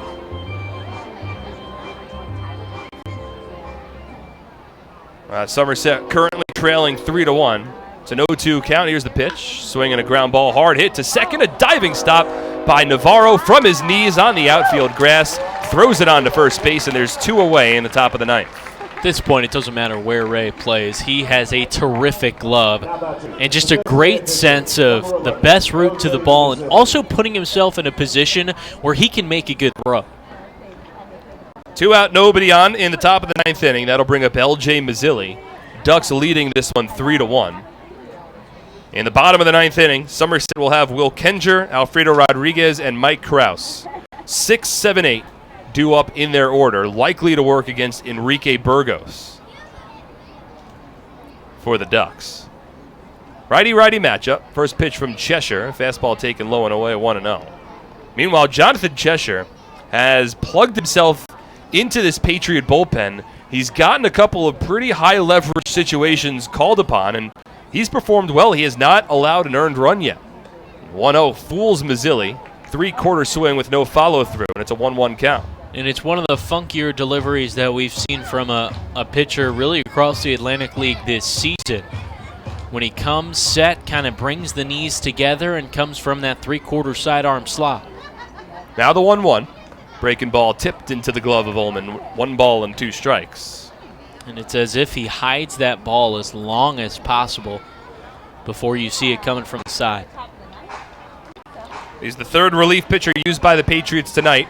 Ahead in the count against L.J. Mazzilli with the Ducks in front 3-1. 2 out, nobody on, top of the 9th inning. Now the 1-2.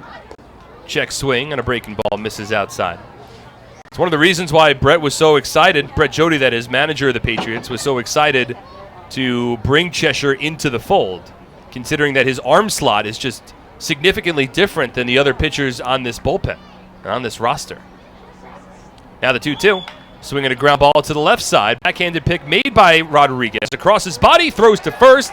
Pick made by Espinal. He's excited. And the inning comes to an end. No runs, no hits, no errors, and nobody left on base for the Ducks. Last chance for the Patriots as we move to the home half of the 9th inning. 2 to tie, 3 to win. When we return on SPN.TV, 1450 WCTC and WCTCAM.com.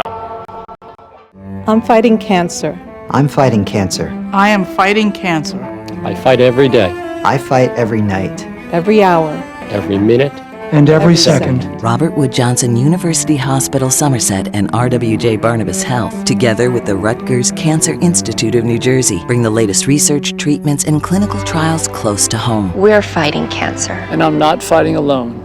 Robert Wood Johnson University Hospital Somerset. Let's beat cancer together. Somerville Aluminum is proud to announce our greatest remodeling project yet. Valari, new name, same great company.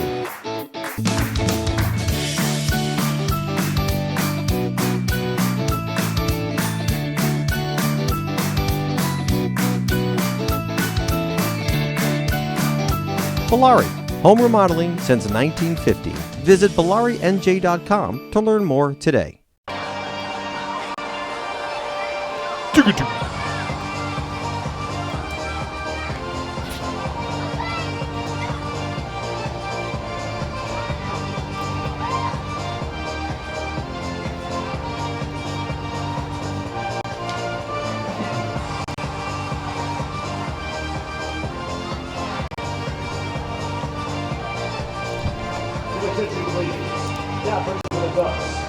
Get the checking account for smart people, Provident Smart Checking. No minimum balance, no monthly service fees. Yes, indeed. Provident Bank, commitment you can count on. Get the ball rolling at Provident.bank. It is the bottom of the ninth inning. Somerset had been leading this game 1-0 heading into the eighth. But right now they find themselves behind 3-1. And to get the final 3 outs of the ballgame for the Ducks, it's the righty Enrique Burgos. Burgos, the former Arizona Diamondback in 2015 and 2016, comes on for his 22nd appearance out of the bullpen. Has a 3.38 ERA, a 4-2 record across 21 1/3 innings pitched. The righty will work from the stretch with nobody on base. Will Kenger leads off.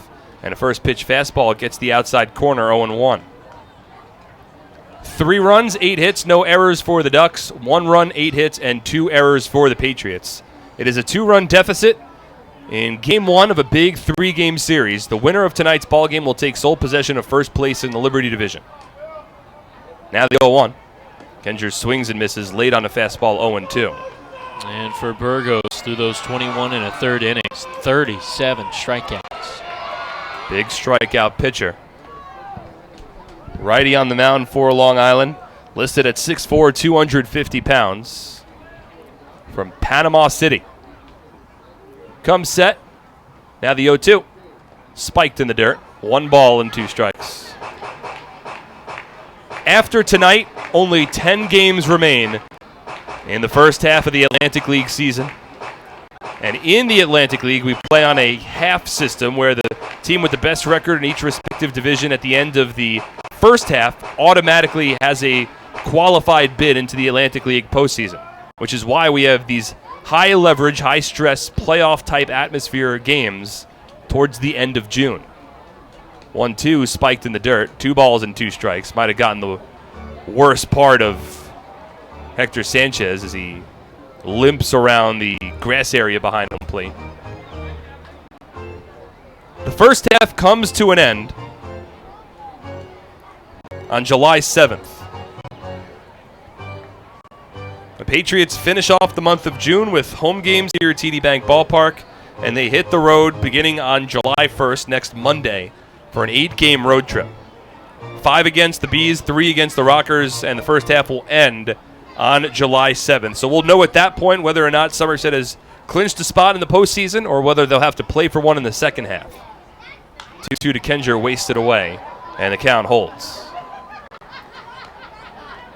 And looking at the upcoming schedule for both of these teams, again, the Patriots have 2 more against the Ducks, and then it will be 5 against the Bees, 3 against the Rockers. Meanwhile, Long Island, certainly a different schedule. These are the final 3 road games that they're playing in the first half. 2-2 from Burgos. Spiked in the dirt again. A nice count for Kenger. He moves to 3 balls and 2 strikes.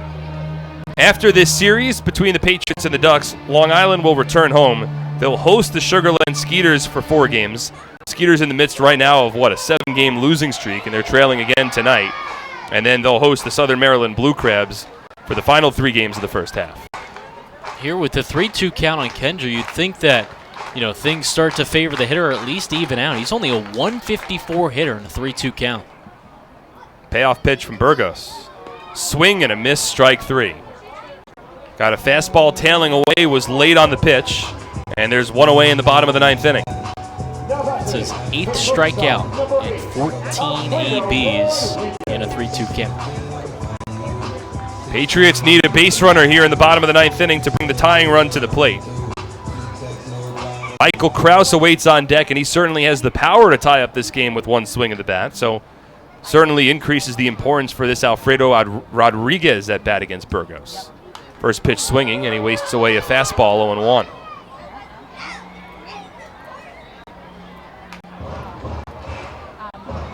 We were scoreless through the first 5.5 innings tonight. Patriots got an RBI double from Michael Ullman in the 6th to take a 1-0 lead. But then with 1 out and 2 on in the top of the 8th inning, Hector Sanchez hit a 3-run home run, and right now that's the difference in this ballgame. Here's the 0-1. Swing and a miss, late on a fastball from Burgos. And Rodriguez has fallen behind 0-2. If Somerset cannot draw even tonight against the Ducks, they would fall 1 game out of first place. And then Long Island will be in the driver's seat to earn the important tiebreaker between these 2 teams. 0-2. Rodriguez swings, pops it up, foul territory. First base side, Washington will give it a look, but it lands out of play.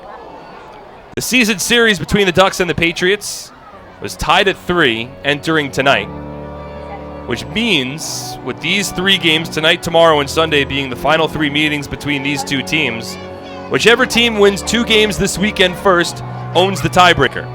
And Long Island 2 outs away from taking this first game, which means they'd only have to split Saturday and Sunday to leave this series in first place and own the tiebreaker. 0-2. Fastball misses up and in, 1 ball and 2 strikes. It's why these games are so important.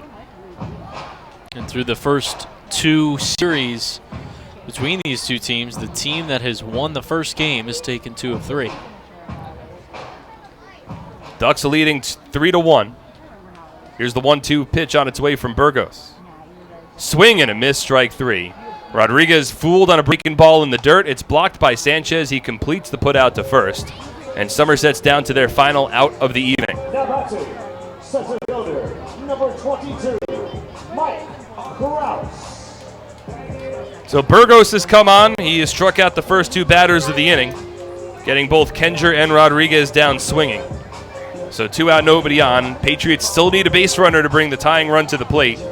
It's Mike Krause. He's 1 for 3. A base hit back in the 3rd. He struck out in both the 5th and the 7th.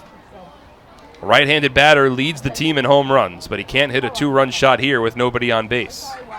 First pitch, swing and a miss. Breaking ball in dirt, 0-1. You would think in this situation, the priority would be to shorten up the stroke a bit. That's exactly right.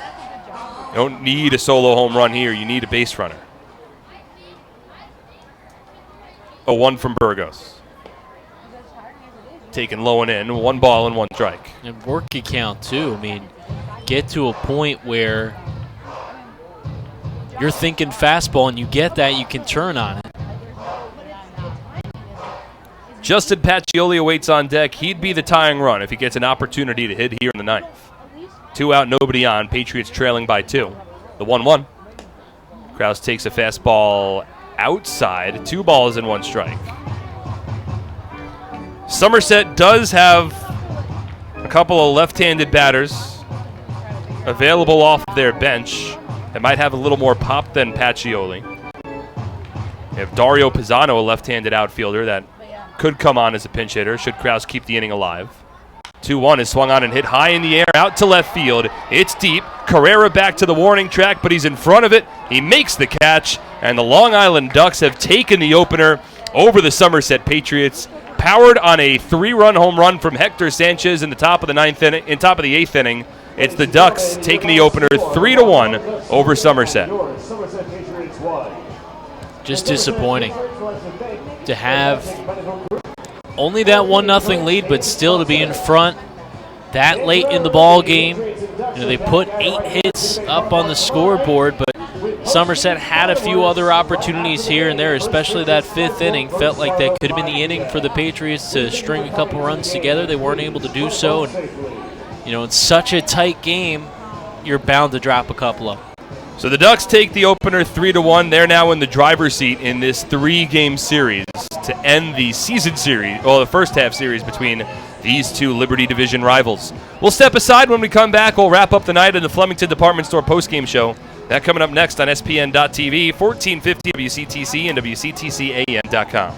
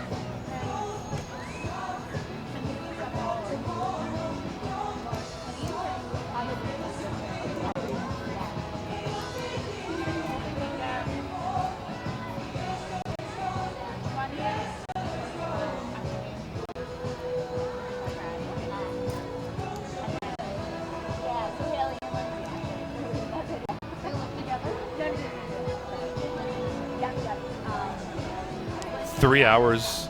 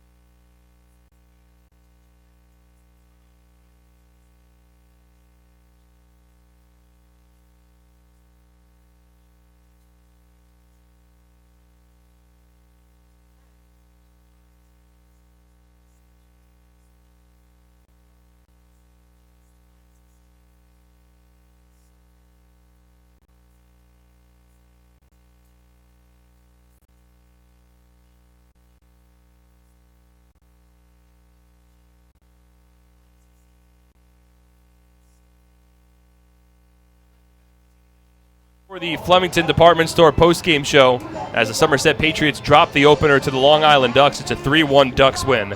Flemington Department Store, the area's best selection of quality clothing, flooring, furniture, and footwear, found at our 2-acre showroom located on Route 31, north of the Flemington Circle. Flemington Department Store, it is worth the trip. Patriots had a late lead in this one. They fall 3-1 to the Ducks. We'll jump into the highlights here. Mark Schwartz alongside Brandon Pelter. It was Jake Fisher on the mound for Long Island, working against Liam O'Sullivan for the Patriots. And we got ourselves a pitcher's duel, scoreless over the first 5 innings. But the Ducks had their opportunities. They had a runner on in the first. They had 2 on, including a leadoff double in the second, didn't score. They got a leadoff infield single and a throwing error that got Ezekiel Carrera to second base. And then runners on the corners with nobody out in the third inning, didn't score. And then they had, once again in the 5th inning, they got a 1-out walk. They had runners on the corners. Eventually the bases loaded with 2 away, and Kirk Neuenhuis flew out to deep left field, narrowly missing what would have been a go-ahead grand slam. So Liam O'Sullivan was bend but not break over the first 5 innings for the Patriots, and a very encouraging outing there for O'Sullivan. Yeah, no doubt about it, especially coming off of his last start in which he got banged up quite a bit in York, only going 4 innings, giving up 8 hits and 6 runs, but certainly bounced back, and it's been, for the most part, the way that a lot of these Somerset pitchers have done it. It's been by working their way through, battling their way through, and grinding it out for a good, quality start.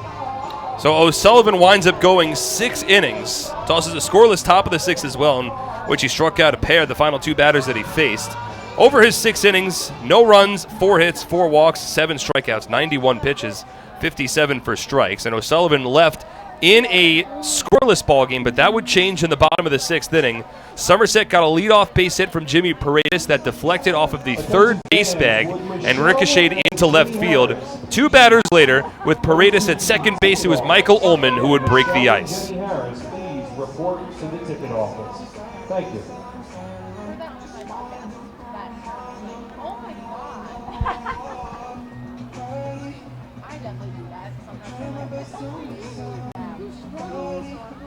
So the Patriots in front 1-0. Michael Ullman wound up reaching base 2 times tonight and has increased his Atlantic League best on-base percentage to now 26 consecutive ball games. Somerset then would turn to their bullpen, and both Brandon and myself agreed that was the right move at the time, bringing in Luis Cruz, who worked around a jam in the 7th inning, kept the Ducks off the scoreboard, and then on to the 8th we went, Patriots still leading 1-0. Mike Broadway came on the mound, who has been susceptible to home runs this season, but has also had some shut-down stuff.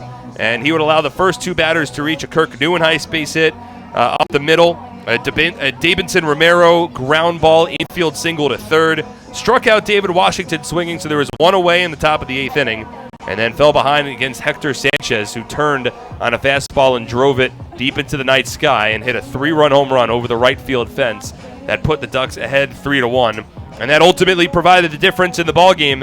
A tough turn of events for the Patriots. It was then Vin Mazzaro for Long Island on the mound for the bottom of the 8th, a scoreless inning. Enrique Burgos came on for the save in the bottom of the 9th, another scoreless inning. In fact, the final 7 batters that the Patriots brought to the plate were retired in order as the Patriots fall to the Ducks in tonight's opener 3-1.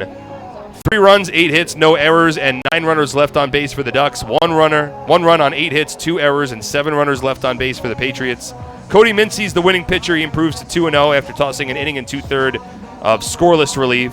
Mike Broadway allows 3 runs over 1 inning of relief. He takes the loss, drops to 1-3. Enrique Burgos gets the save, his 7th of the season, in a ballgame that took 3 hours and 12 minutes in front of an announced crowd of 5,719 fans. And Brandon, look, with the win, the Patriots fall 1 game behind the Ducks for first place in the Liberty Division standings. They're now tied with the High Point Rockers for second place. As I shouldn't jump ahead of that right now, but High Point currently leading Sugar Land 12-3.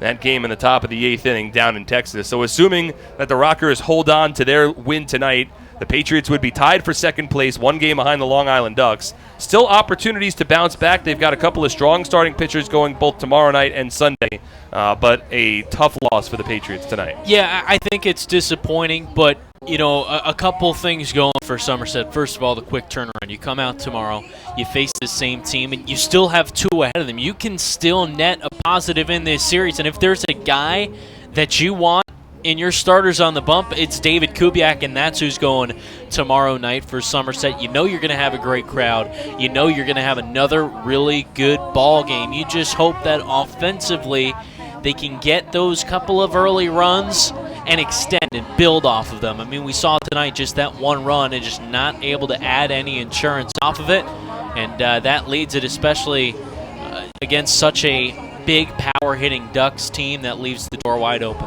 It'll be David Kubiak on the mound for the Patriots tomorrow night, a 7-1 record with a 1.19 ERA.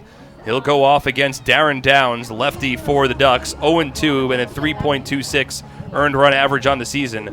First pitch at 7:05 p.m. Our coverage on SPN.TV, and 1450 WCTC begins at 7 p.m. A lot going on. There's a post-game fireworks show tomorrow night. That's presented by Operation Shoebox New Jersey. There is also a patriotic jersey auction. Fans can bid for their uniforms right now. You can create an account through Dash Auction.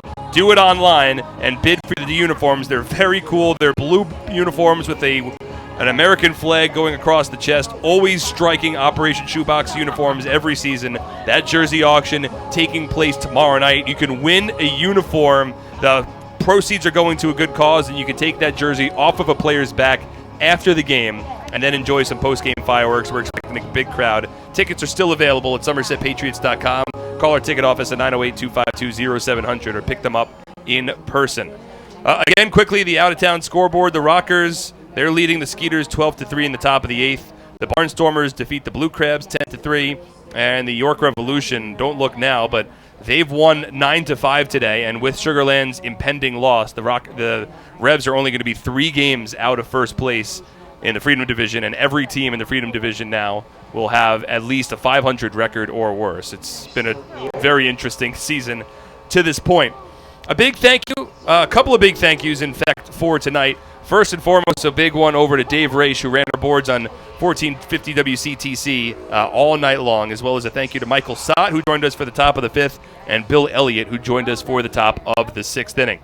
And, of course, by the way, also the guy who's been sitting next to me all night long, Brandon Pelter. But that'll do it for us here from TD Bank Ballpark. Again, your final score, the Ducks take the opener over the Patriots 3-1. For everyone involved with the broadcast, my name is Mark Schwartz. Again, thank you so much for tuning in tonight.